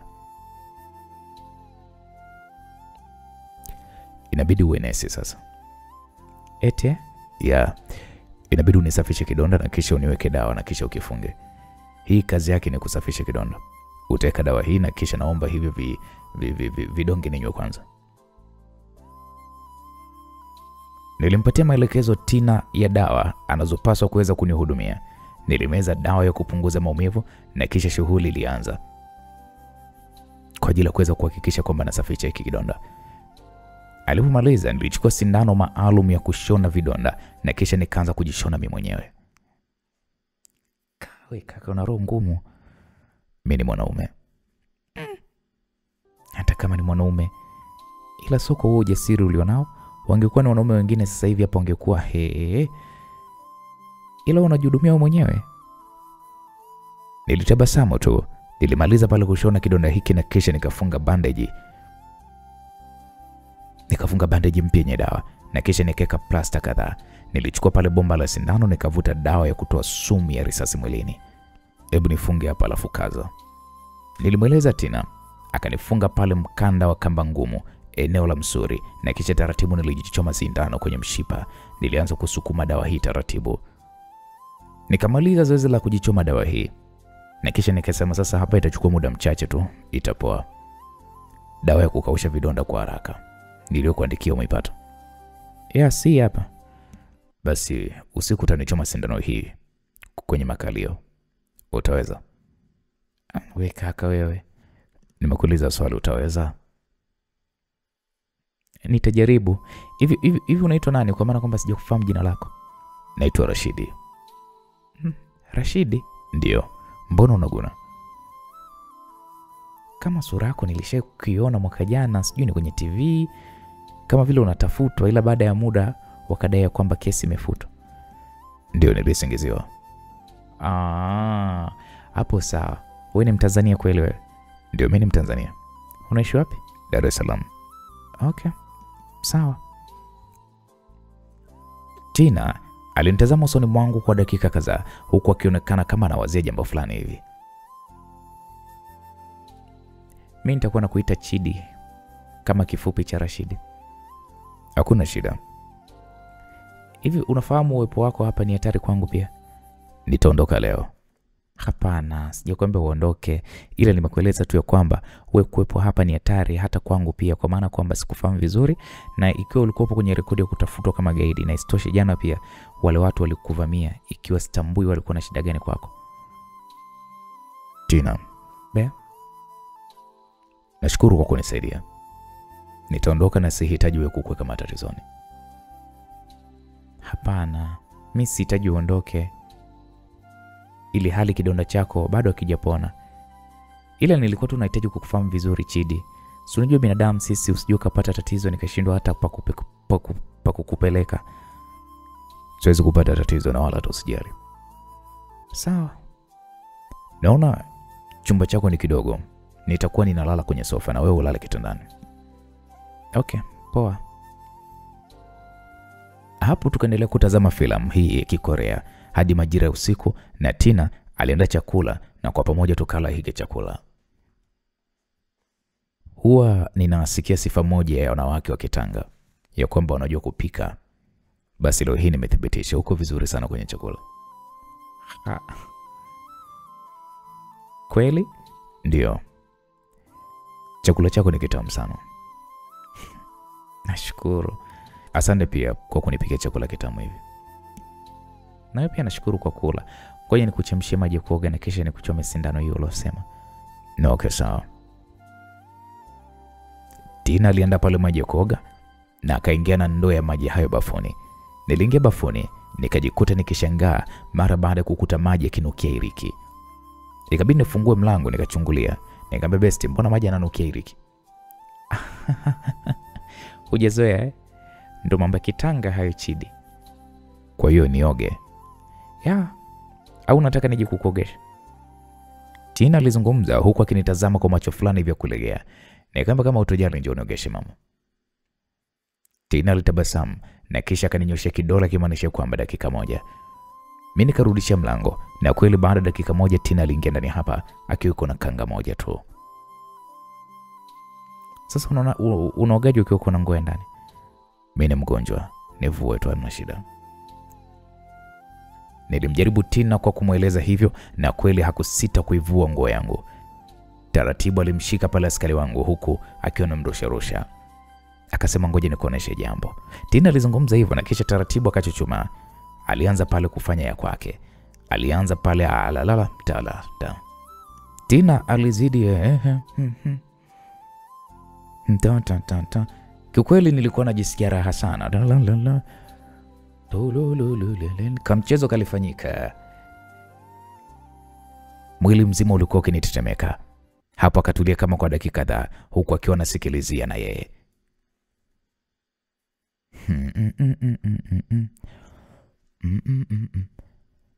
Tina taratibu akanyanyuka na kisha wala dalali nililalama huku nikiwa nasikilizia raha. Tina alianza kuniogesha taratibu pasipo kuingiza maji kwenye jeraha langu, na hapo ni mara baada ya kumaliza mtanange huu wa dakika 90, mtanange ambao kusema ule kweli Tina alijua kunihenyesha. Kusema ule kweli huyu binti anajua jinsi ya kumteka mwanaume. Basi baada ya kumaliza tukarudi chumbani na mpango wa mimi kulala kwenye sofa ukaisha na mapenzi mapya kaanza kati yetu. Tina alinichoma sindano kukausha kidonda kwa haraka na kwa pamoja tukalala kitandani. Majira ya saa 11 alfajiri, Tina alianza uchokozi wa kunichezea askari wangu ambaye ni kama Israeli mtoroho kwani habipiwi. Tina akafanya basi akaendelea na michezo yake kwa. Sikutaka kumpa nafasi ya kutawala mchezo nami nikaanza pale kumuonyesha makeke yangu. Japo bega langu lilikuwa lina maumivu kwa mbali, ila ilikuwa hayanizui mimi kumpa Tina dozi ya uhakika, dozi ya kumuonyesha kwamba umekutana na mtu wa mpingo na sio mronge. Alikuwa akilalamika kwamba Chidi utaniua. Ui, Tina alilalama huku nikiwa nimemkunja kwenye moja ya kona. Basi siku zilizidi kukatika huku jeraha langu likizidi kupona kwa haraka, na nilijitahidi sana kula mboga za majani kuhakikisha kwamba kiwango cha damu kilichopotea kinaongezeka kwa haraka na kwa njia salama, tofauti na njia kuongezewa damu. Mapenzi yangu mimi na Tina yalizidi kunawiri kwani mtoto alikuwa anajua kuniwezea. Wanawake wengi nilowahi kuwa nao, anayeweza kunipatia kwa ufasaha ni Tina, alafu anafuata Jacqueline na kisha Mama Shamsa. Hawa ndio wanawake ambao wanajua nini maana ya tendo la ndoa, na ni tofauti kabisa na wanawake wengine ambao wanasubiri wanaume zao wafanye kila kitu. Bebe, nilimwita Tina huku nikimtazama jinsi alivyokuwa amejilaza chale kitandani pasipo nguo ya aina yoyote. Yes baby, nahitaji hapa tuame. Tuamie wapi? Tutafute nyumba ya kununua nzuri na sehemu iliyotulia. Tununue ndani ya hizi siku 2 na kisha tuamie huko. Hapo Tina alikurupuka kwa furaha, akakaa kitandani kisha akaniuliza, Chidi, hivi unasema kweli au unanitania? Kweli sikutani. Kwani tatizo lako ni nini? Hamna tatizo mpenzi. Pia nahitaji uache kazi yako na ufikirie biashara ya kufanya. Chidi, mbona utakunitiwa enda wazimu mimi? Fanya hivyo kwa maana kwamba hapa tunapoishi ni padogo na nina mambo yangu mengi sana nahitaji kuweza kuyafanya kwa kipindi hiki. Sawa baby. Tina akanifuata kwenye sofa hili nililokuwa nimejilaza. Akanipiga pale busu na Tina hakuhitaji kupoteza muda. Akaanza pale kuwapigia simu madalali ambao anawajua yeye mwenyewe. Dalali mmoja alimtumia picha za nyumba. Tina akanionyesha. Hii nyumba ni ya ghorofa, ipo Raskazon. Ni eneo moja ambalo lipo pembezoni mwa bahari. Ni kiasi gani? Amesema ni milioni 100 ngapi? Milioni 750. Okay, sawa, mwambie kesho tutaiona na kesho hiyo tukipenda basi tutainunua. Hivi Chidi, unahitaji mimi niwe chize? Haki ya Mungu, unajua sije kufikiria kwamba maisha yangu yanaweza kubadilika kama hivi kwa haraka kiasi hiki. Unajua ni kwa nini nimehitaji maisha yabadilike? Hapana, sijui. Kwa sababu umenionyesha moyo wa ukarimu na hukujali mimi ni nani na ninaweza kukuletea hatari gani kwenye maisha yako. Umekubaliana na kila kitu na ulinitetea hata pale rafiki yako alipokushauri uniache na ukaamua kuweza kumfukuza. Ikiwa mimi hunijui na wewe wala sikujui, baki hivyo hivyo na usibadilike na kuomba. Na kuahidi Rashidi, siwezi kubadilika na nitakuwa mwanamke mwema na bora kwenye maisha yako yote. Na nitazidi kukupenda na kukujali na kuwa nawe, haijalishi iwe ni shida au raha matatizo, kwa sababu nimekupenda wewe kama wewe. Toka ulipoyatoa maisha yako kwa ajili ya kuniokoa mimi. Nakupenda sana baby, sana. Nakupenda pia tena. Ila kuna jambo moja inabidi uweze kulifahamu kabla ya mambo yote haya. Kama utakubali au kukataa, maamuzi yote ni juu yako. Jambo gani? Mimi nina mke na watoto 4. Watoto 3 wameshazaliwa na mmoja yuko tumboni. Hivyo kama utakubali kuendelea kuishi na mimi, sawa. Ila kama hutohitaji kuishi na mimi, niambie sasa hivi. Hapo Tina macho ilimtoka kwa mshangao. Alitamani kuzungumza kitu ila alijikuta akiishia tu njiani. Nilikaa kimya kusubiri afanye maamuzi kati ya kunyoa ama kusuka.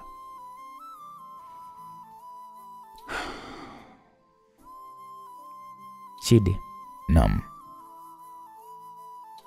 Mimi bwana huwa naogopa sana kutembea na mume wa mtu. Kwa sababu mwaka jana nilishuhudia rafiki yangu akichanwa viwembe kisa tu mume wa mtu. Kwa nini hujanieleza hilo mapema? So unahitaji tuachane? Hapana, sijasema tuachane. Huko unapokwenda wewe ni mbali sana mpenzi. Okay, sawa, nina mke na yuko nchini Ufaransa. Ambapo ndipo huko ndo kwao na ndipo ilipo makazi yangu na familia yangu. Dini yangu inaniruhusu mikoa wake zaidi ya mmoja. Ila mimi ni Mkristo na naishi kwenye msimamo wa dini yangu. Sijakwambia ubadilishe dini wala ufuate dini yangu. Ila kama unahitaji kuwa na mimi basi kuwa na mimi, ila kama huhitaji kuwa na mimi basi usiwe na mimi. Rashidi, mbona unazungumza hivyo kwa sababu unajua kwamba nakupenda, si ndio? Yaani unazungumza kibabe mno. Sio kwamba ninakupenda. Huwa napenda kufahamu mtu mwenye maamuzi sahihi juu yangu. Mke wako akinifahamu itakuwaje? Hawezi kukufahamu. Kwa nini? Kwa sababu hawezi kukufahamu. Moja, sitohitaji uposti picha yoyote kwenye mtandao wote ule ambayo tuko pamoja au niko peke yangu. Ukifanya hivyo mke wangu hataweza kukufahamu. Wewe mwanaume, haya bwana. Umeshinda na umeshanipata. Mimi sina jinsi wala sina jambo la kubisha. Okay, sawa. Msikilizaji, siku iliyofuata tulitembelea nyumba ambayo dalali alitueleza kwamba tunaweza kuinunua. Ni nyumba nzuri ambayo ina hadhi ya kitajiri na uzuri ni kwamba ipo pembezoni kabisa mwa bahari. Tulikutana na mmiliki wa hii nyumba na nikamwamishia pale kiasi chake cha pesa tulichokubaliana. Nilinunua hii nyumba kwa jina langu kwa sababu nilikuwa simwamini sana Tina.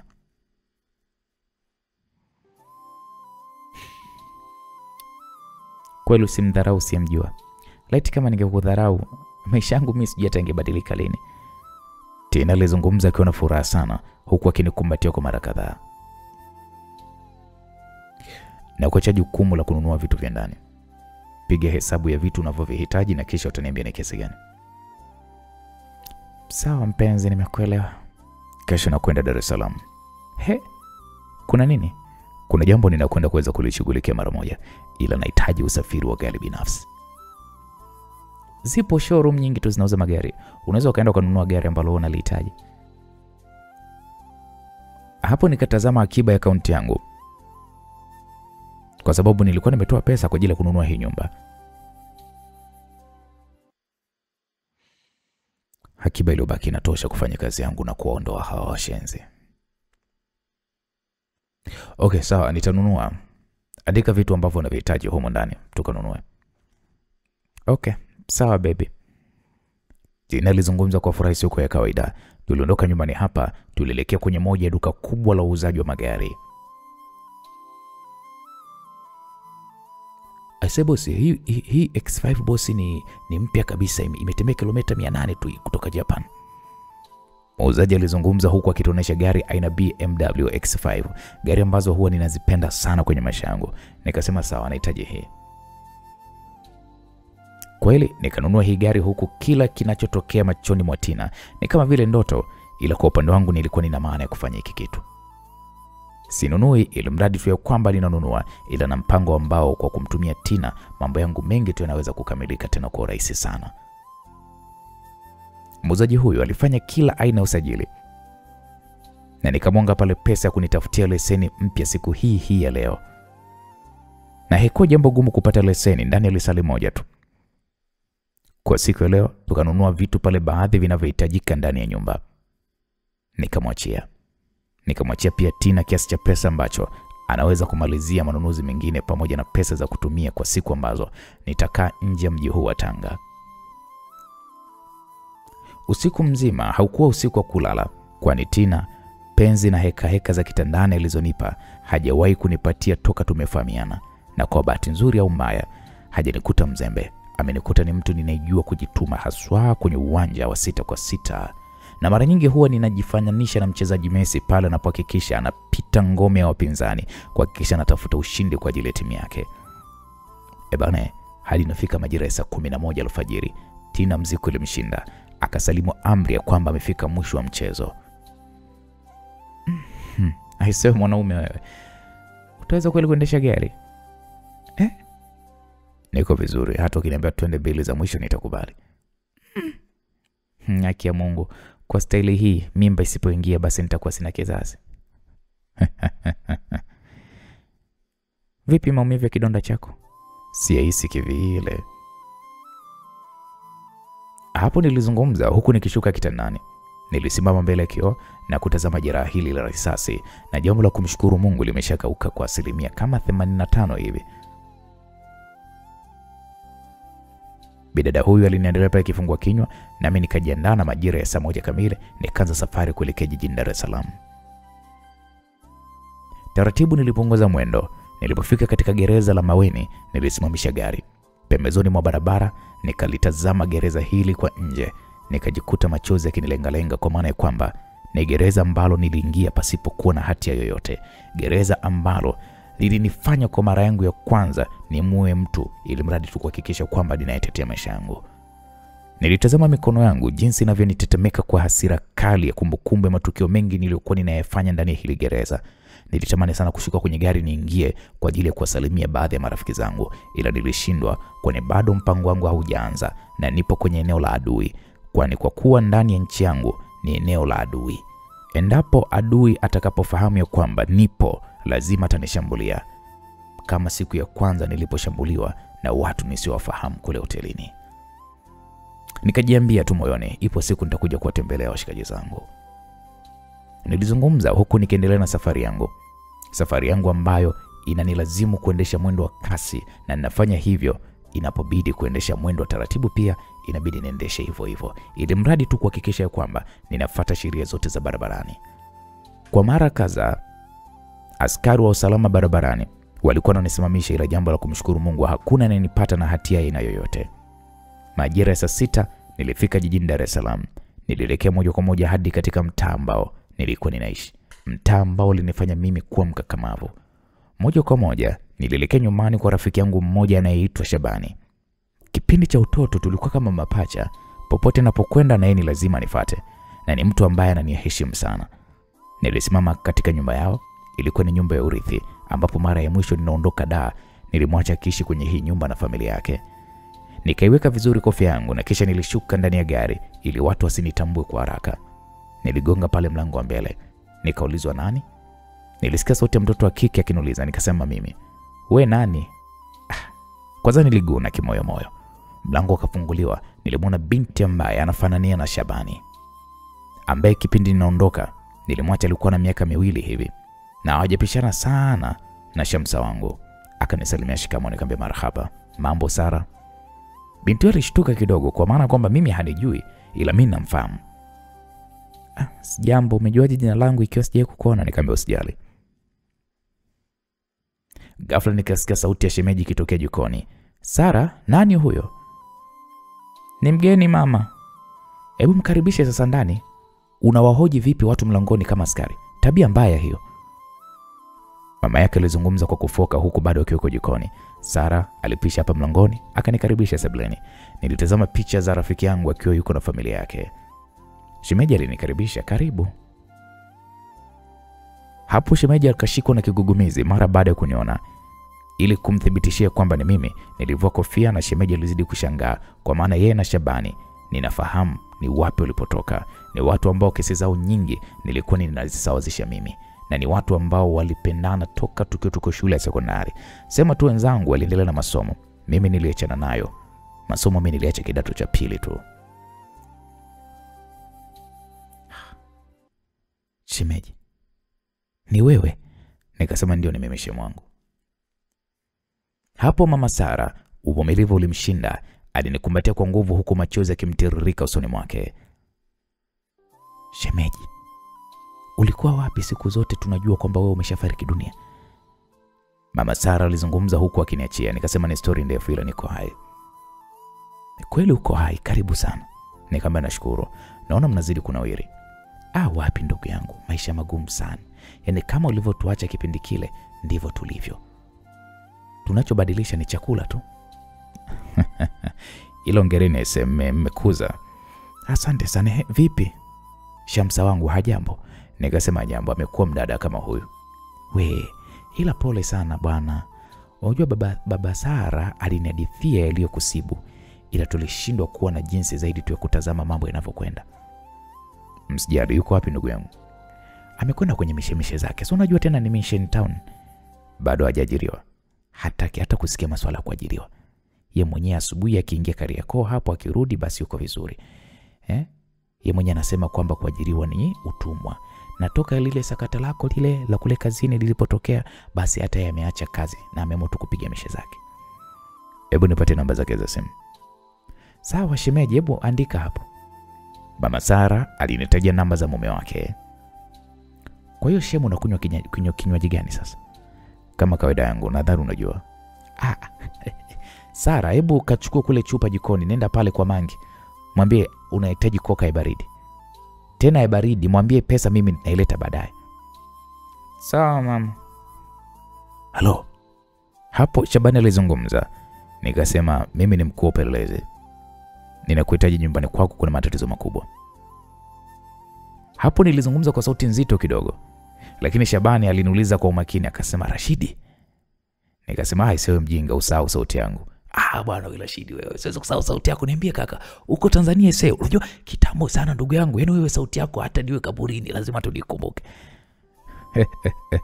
Najua hilo Shabani. Asa uko wapi ndugu yangu? Niko mbele ya mwanamke mmoja hivi mrembo sana, mwenye macho makubwa kiasi na shape ya kibantu. Hapo nilielezea sifa za shemeji yangu na kumfanya shemeji atabasamu. Wewe bwana Rashid, usiniambie uko hapo nyumbani kwangu. Nipo kwako kaka, na ukichelewa ninaondoka na mkeo na pamoja na mwanao Sara. Kaka, mimi nakuja hapo sasa hivi. Nakuja, usiondoke ndugu yangu. Chelewa umkute mwanasi wako. Nachukua boda kaka, mimi nakuja, haki ya Mungu usiondoke hapo, nakuja. Nikamwambia poa ndugu yangu, utanikuta. Hapo nikakata simu huku mimi sasa nikiwa ninatabasamu.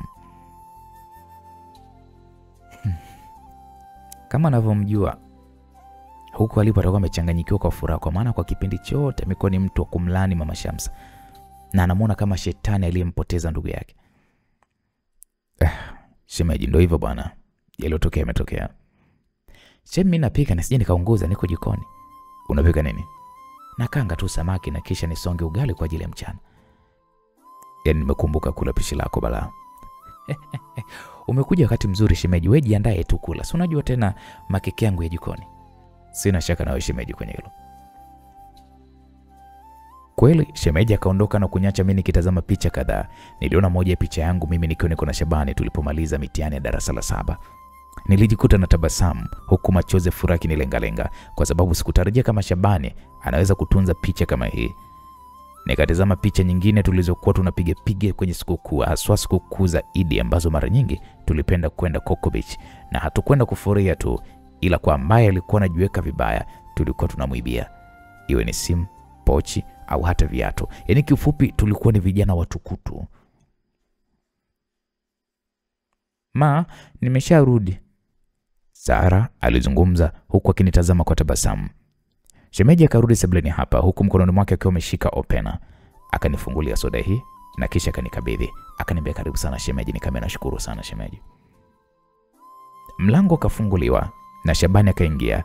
Aliingia kwa furaha sana. Tulikumbatiana huku machozi ya furaha yakitulengalenga kwa maana ya kwamba ni marafiki ambao kwa kipindi cha miaka mingi sana tujaonana. Haisiamini kama upo hai ndugu yangu. Niko hai kaka, maisha bwana. Yaani katika siku nilizofurahi kwenye maisha yangu, hii basi ni namba 1 kwa kweli. Sara, huyu ni baba yako. Yaani ukimwona huyu ni sawa na umeniona mimi. Sawa mwanangu? Baba. Unajua Sara nilimwacha bado yuko mdogo sana hata hawezi kunikumbuka. Ya, ni kweli kaka. Vipi lakini mama pamoja na Chamsa? Wote wazima wa afya. Yaani sasa hivi nikimwambia mama kama nipo na wewe, anaweza kalipuka kwa furaha sana. Aise, kama wapo hebu wapigie bwana simu kwa maana kwamba na hamu sana kuwaona. Kwa sasa kule na isita kwa ni usiku. Kule wapi tena kaka? Ndugu yangu ni story ndefu sana. Ni story ndefu sana iliyotokea hapa katikati. Nimepukana sana na vifo, na kama mnavyojua yule mshenzi ameshikiliwa na mtu mkubwa sana hapa nchini. Yaani kubabake yule mimi nimemind yule mwanamke, yule mama Shamsa. Yaani siku ningekutana naye haki ya Mungu mimi ningempiga bisu hilo la roho akafilie mbali. Ndugu yangu ndo wanawake, ila sio wote, kwa maana kwamba ninaona hadi leo upo na shemeji yangu. Ya, ni kweli bro, sio wote. Sema yule fala sijui ni nini kilichombadilisha. Kudadeki nikikumbuka kipindi kile mama Shamsa alikuwa ni mtiifu, mwenye adabu. Yote ilikuwaje? Shabani alizungumza huku akijipangusa machozi yatokanayo na uchungu utokanao na matendo alionifanyia mama Shamsa. Nilianza kuhadithia maisha ya mateso niliyopitia na jinsi namna roho yangu inavyowindwa hadi kukosa kuuawa wiki iliyopita, na nikawaonyesha pia jeraha la risasi ambalo bado halijapona kwa 100%. Aise, pole sana pacha. Aise, hao shenzi hao umepanga kuwafanya nini? Shabani alizungumza kwa kinitazama. Nikasema shemeji, naomba tupeshe kidogo na mtoto. Hakuna shida shemeji. Sara, hebu twende tukamalize kupika. Shemeji aliondoka huku naye akiwa amejawa na huzuni na masikitiko yatokanayo na historia ya maisha yangu. Nikamsikiliza Shabani.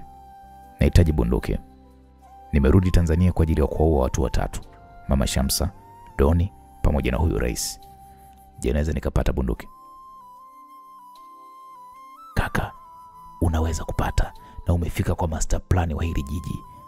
Danzi imeko mikononi mwangu. Anayeingia na kutoka lazima nipewe data zake. Hiyo kazi imekwisha kaka. Tunawaangamiza hawa washenzi wote. Wewe subiri tu, subiri uone. Shabani alizungumza kwa msisitizo huku akinitazama usoni mwangu, akionyesha kwamba ana uhakika na anachokifanya. Basi mimi niseme tu kwamba nashukuru sana ndugu yangu kwa hilo. Naam, tukapata chakula cha mchana kwa pamoja, huku tukikumbushana mambo mengi sana maisha ya nyuma iliyopita. Hakika siku hii ni siku nzuri sana kwangu, kwani ni mambo mengi sana ya maisha ya nyuma nimeyakumbuka. Majira ya saa 10 za jioni tuliondoka nyumbani kwa Shabani na kuelekea katika maeneo ambayo amenihakikishia kwamba kuna watu wanauza silaha. Aise kaka, umetusua sana kimaisha ndugu yangu. Hii ngoma kali sana ujue. Shabani alizungumza huku akilisifia gari langu. Nikasema ndio hivyo kaka. Nikiondoka Tanzania manake nitakuachia ili usukume ndugu yangu. Kweli? Nikamwambia ndio. Na inabidi upige mishe kubwa ndugu yangu kuendesha familia. Shemeji ameniambia bado una mission in town. Ndio hivyo ndugu yangu, issue ni mtaji. Unahitaji kufanya biashara gani? Unajua kuna biashara moja sasa hivi inalipa kishenzi. Biashara ya kununua hivi vitu vya electronics kama simu, TV, radio vinalipa sana. Na hivyo ninavifanyia udalali hapa mjini. Kwa hiyo kwa kwanza ni kama bei gani inahitajika? Kama milioni 50 hivi kaka, itakuwa pazuri. Mimi nitakupatia milioni 100. Bro. Shukrani sana ndugu yangu, Mungu akubariki sana. Amina.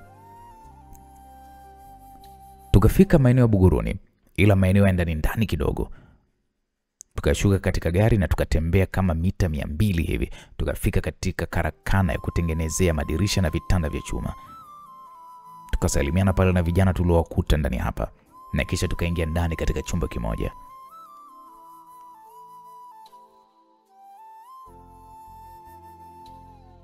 Bosi vipi? Mzee tuliyemkuta humu ndani alimsalimia Shabani kwa furaha mno. Shabani akasema safi mzee bwana, ndugu yangu anaitwa Rashidi. Sura yake songeni huyu. Huyu ndo yule ambaye alikuwa ametangazwa kama gaidi na baadaye serikali ilifuta zile tuma.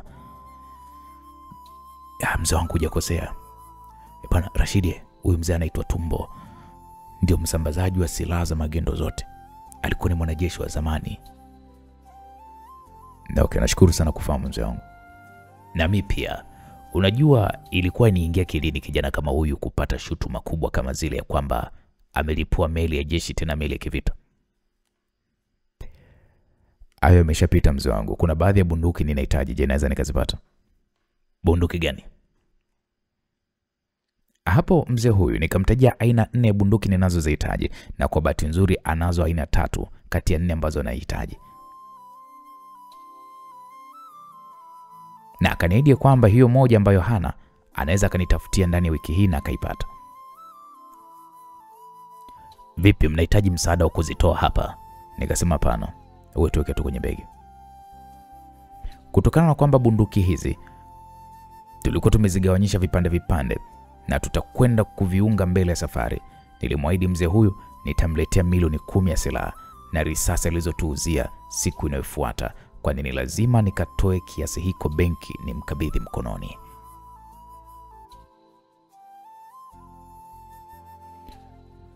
Shabani akaniuliza, ndugu yangu vipi, una ujuzi na haya mambo? Ujuzi upo mkubwa sana. Nimepita sehemu kuweza kujifunza kabla sijaweza kukabiliana na hawa maadui zangu. Vipi, unaweza kutumia bastola?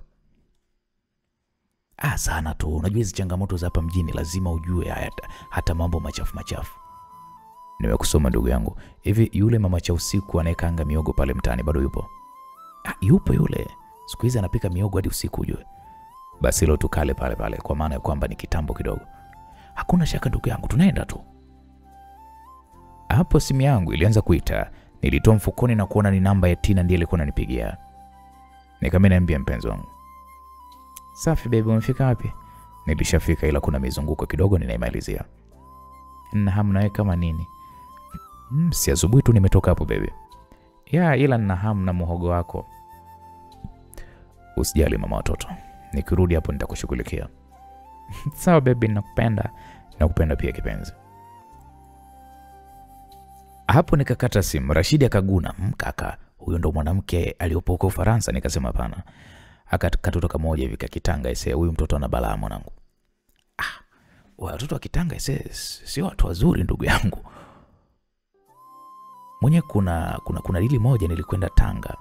Nikakapata katoto kamoja hivi. Oya. Ile dili ilikuwa ni ya milioni kama 10 hivi. Ila nilijikuta naacha milioni 1 kwake. Mtoto alinipa vitu adimu mwanangu. Usiniambie. Kaka, niliacha milioni hivi naona. Nikamkabidhi mwanangu, asikwambie wa ule mji ukiwa na mke unaweza kumsahau. Wenyewe wanasema kwamba wajaleo kuondoka majaliwa.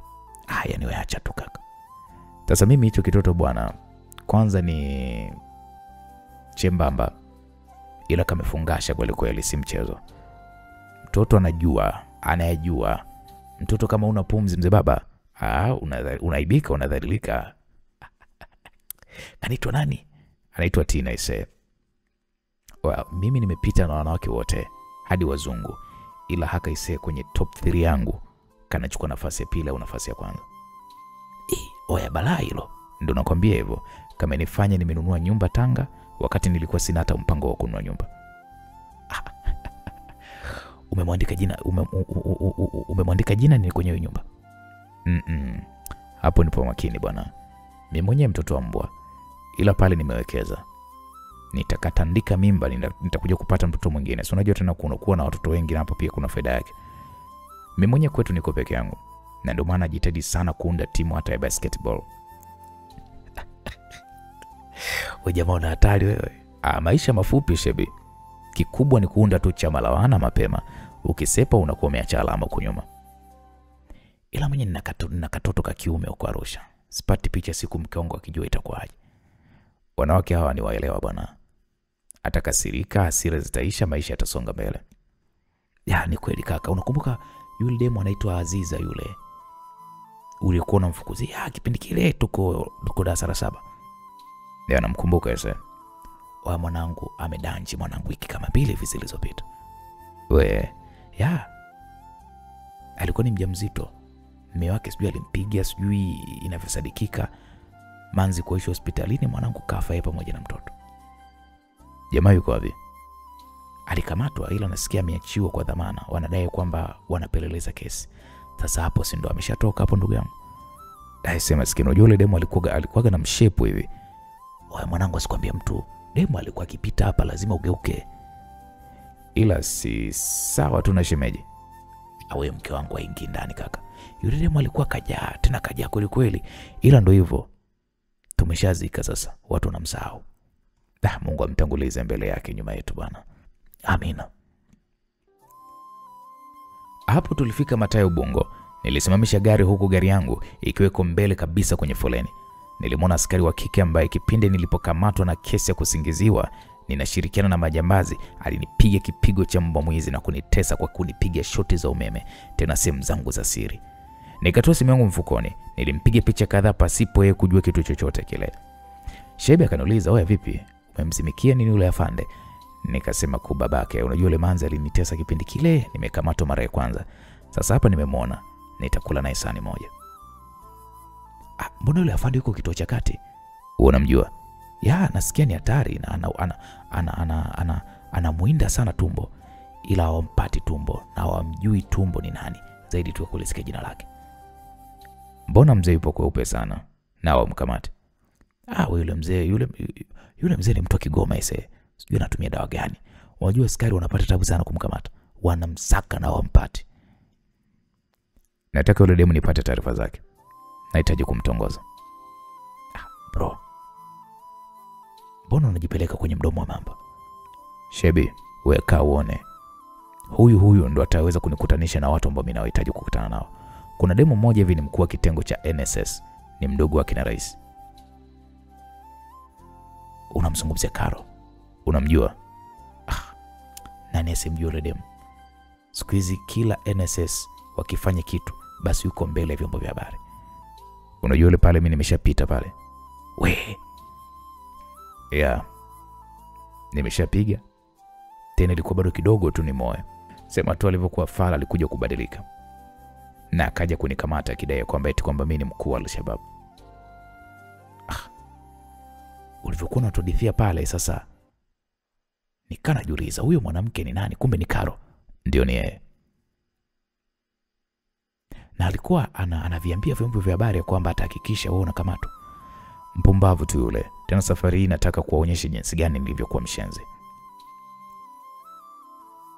Hapo wakati naongea na Shebi, taa zikaruhusu magari ya upande wetu na taratibu tulianza kuondoka hili eneo na kuelekea Kimara ambapo ndipo Shabani anaishi. Tulifika nyumbani kwa Shebi na akabeba begi hili lenye vipande vya bunduki tulizokuwa tumezichangua. Tukatembea hadi kwenye moja ya chumba cha wageni. Akaniambia, "Kaka karibu sana, ujisikie uko nyumbani." Nikamwambia, "Nashukuru sana ndugu yangu. Sasa nahitaji kuoga." Usijali, ngoja shemeji yako basi akachemshe maji ya moto." Nikamwambia, "Ndugu, haisi tupo mikoa baridi bwana. Na ili joto kweli mwanangu nioge maji ya moto, unanitakia nini ndugu yangu?" Poa basi haina noma. Shemeji aliniendelea pale maji ya kuoga. Nilioga na Shabani akanipatia nguo zake kwa sababu miili yetu ilikuwa inaendana. Majira ya saa 2 tukamtembelea mama cha usiku ambaye ni jirani yetu kabla hata eneo hili mama Shamsa kuweza kuliuza kwa tajiri aliyekuwa amejenga jumba la kifahari. Unajua kwamba yule mwanamke ni shetani sana. Nilizungumza huku nikiona tazama jumba hili la ghorofa. Shebi akaniuliza mwanamke gani? Si mama Shamsa. Yaani ameuza nyumba ya mamangu mshenzi ule. Unajua na hasira naye vibaya mno. Ndo wanawake au kaka. Laiti ingejua ni shetani wala hata nisingemuoa. Unasikiliza ndugu yangu? Unajua kwenye maisha yetu kaka tumeumbiwa siri moja mbaya sana. Hakuna anayejua kesho yake. Hapo ndo shida ilipo. Shabani, naona umekuja na mgeni leo. Mama cha usiku alizungumza huku tukikaa kwenye benchi lililopo hapa, huku wanaohitaji miogo walikuwa watu wengi kweli kweli. Shebi akasema, ni mgeni. Ni ndugu yangu huyu bwana. Mama cha usiku ni kwa mara ya pili sasa ninakutana naye, ila nashindwa kabisa kunifahamu kutokana na uvaji wangu wa kofia. Karibuni sana. Vipi, kuna foleni? Kidogo tu kama watu 3 hivi. Niwawekea shilingi ngapi? 10,000 mama chao. Hapo niliwahi kujibu mimi kwa sauti yangu ya kawaida sana, ambayo mama cha usiku anaifahamu. Alisita kidogo na kisha akanitazama. Ni masikio yangu au? Mama cha usiku alizungumza huku akinitazama kwa umakini mno. Nilipandisha kofia kidogo na kisha akaniona sura. Mama cha usiku alishindwa kujizuia, alisimama na kunikimbilia. Alinikumbatia kwa nguvu huku watu wakiendelea kushangaa wasielewe nini kinachoendelea. Mama cha usiku alianza kumwagika na machozi kwa sababu huyu mama na mama yangu ni watu waliokuwa kama marafiki, yani pete na kidole. Mama cha usiku akaniambia, ni wewe mwanangu? Nikamwambia, ni mimi mama. Mungu wangu. Shamsa na mama yako wanaendeleaje? Nikasema salama kabisa. Mpo wapi jamani? Tupo mbalimbali. Malizie kwanza wateja tutaongea mamangu. Sawa, yani nimefurahi kweli kukuona. Nikamwambia hata mimi mama. Shabani akapachikia pale, ndo tuwekee sasa ya kushiba mama cha usiku. Shabani alizungumza hivyo. Huyu mama biashara yake ilianza kipindi cha nyuma sana, toka tulipokuwa tupo shule ya msingi. Msijali wanangu, yani nina furaha sana leo kuwaona. Tupo kwako leo mama. Tena ngoja nimwambie mke wangu aje hapa tule hapa. Muite tu jamani, muite. Shabani alimpigia simu mke wake na baada ya muda alikuja eneo hili na mtoto wake wa kike. Mama cha usiku akatukaangia pale miogo kwa ajili yetu, na wateja walipoisha tukajumuika naye kwa ajili ya kuweza kupata kula. Hivi cha usiku yuko wapi mama? Yupo Dodoma, aliolewaga na mbunge wa jimbo letu la Ubungo. Kwa hiyo sasa hivi ni mke wa mheshimiwa, yuko kwenye system. Ndio hivyo, na ana mtoto mmoja sasa. Safi sana. Hapo nikamwelezea mama cha usiku kwa kifupi tu maisha yetu baada ya kuondoka hapa na hadi sasa hivi tulipo. Nikampigia video call mama na kumweleza pale watu nilionao. Basi furaha ilizidi kuongezeka kwa kila mtu. Mama na mama cha usiku walijikuta wakimwagika na machozi kwa sababu ni miaka mingi sana hawajaonana. Nikawatambulisha kwa Jacqueline pamoja na watoto wangu na kila mmoja alijawa na furaha sana. Nikasema mke wangu nitakupigia baadaye. Akasema sawa mume wangu. Nikakata mazungumzo haya yaliyodumu kwa zaidi ya lisali moja na dakika kama 20. Mama cha usiku akasema, "Ise Rashidi, inabidi unifanyie mpango na mimi nipande ndege nielekee huko alipo mama yako. Hata kama ukitaka kesho utakwenda." Kweli Rashidi? Nikasema ndio. Mwambie cha usiku azungumze na mume wake. Wakutafutia hati ya kusafiria pamoja na visa na kisha mimi nitakulipia tiketi na mama atakupokea. Sawa mwanangu, nitashukuru sana jamani. Shemeji, hivi wewe ni Simba au Yanga? Mimi kwenye mpira wa Tanzania sina timu yote, ila kwa mbali kama nawapenda Simba hivi. Basi kesho timu zinakutana. Mume wangu, si tutakwenda kama ulivyoniahidi? Ratiba tutacheki, si unaona tena tuna mgeni mke wangu. Tutakwenda wote usijali ndugu yangu. Alafu kesho rais ndo mgeni rasmi. Atakabidhi kombe kwa mshindi wa finali ya kesho. Hapo kauli ya shemeji ilifanya nitabasamu kidogo, huku akili yangu sasa ikaanza kufikiria ni kwa namna gani ambavyo nitafanya tukio la kumdhuru adui yangu ambaye yeye na Don ndio walionifanya mimi leo hii niwe naishi maisha haya. Bwana, kesho wanaelekea kutazama mechi ya mpira na rais ndio mgeni rasmi. Sasa je, Rashidi atafanikiwa katika mpango wake? Ni kusihi tu usikose katika sehemu ya 15 mzigo mtamu wa kusisimua kuitwa Rise Up kutoka kwake Eda Zaria G Msulwa. Bwana, mimi naitwa Uncle J Masimulizi. Asante kwa timu yako. Kwa heri kwa muda huu.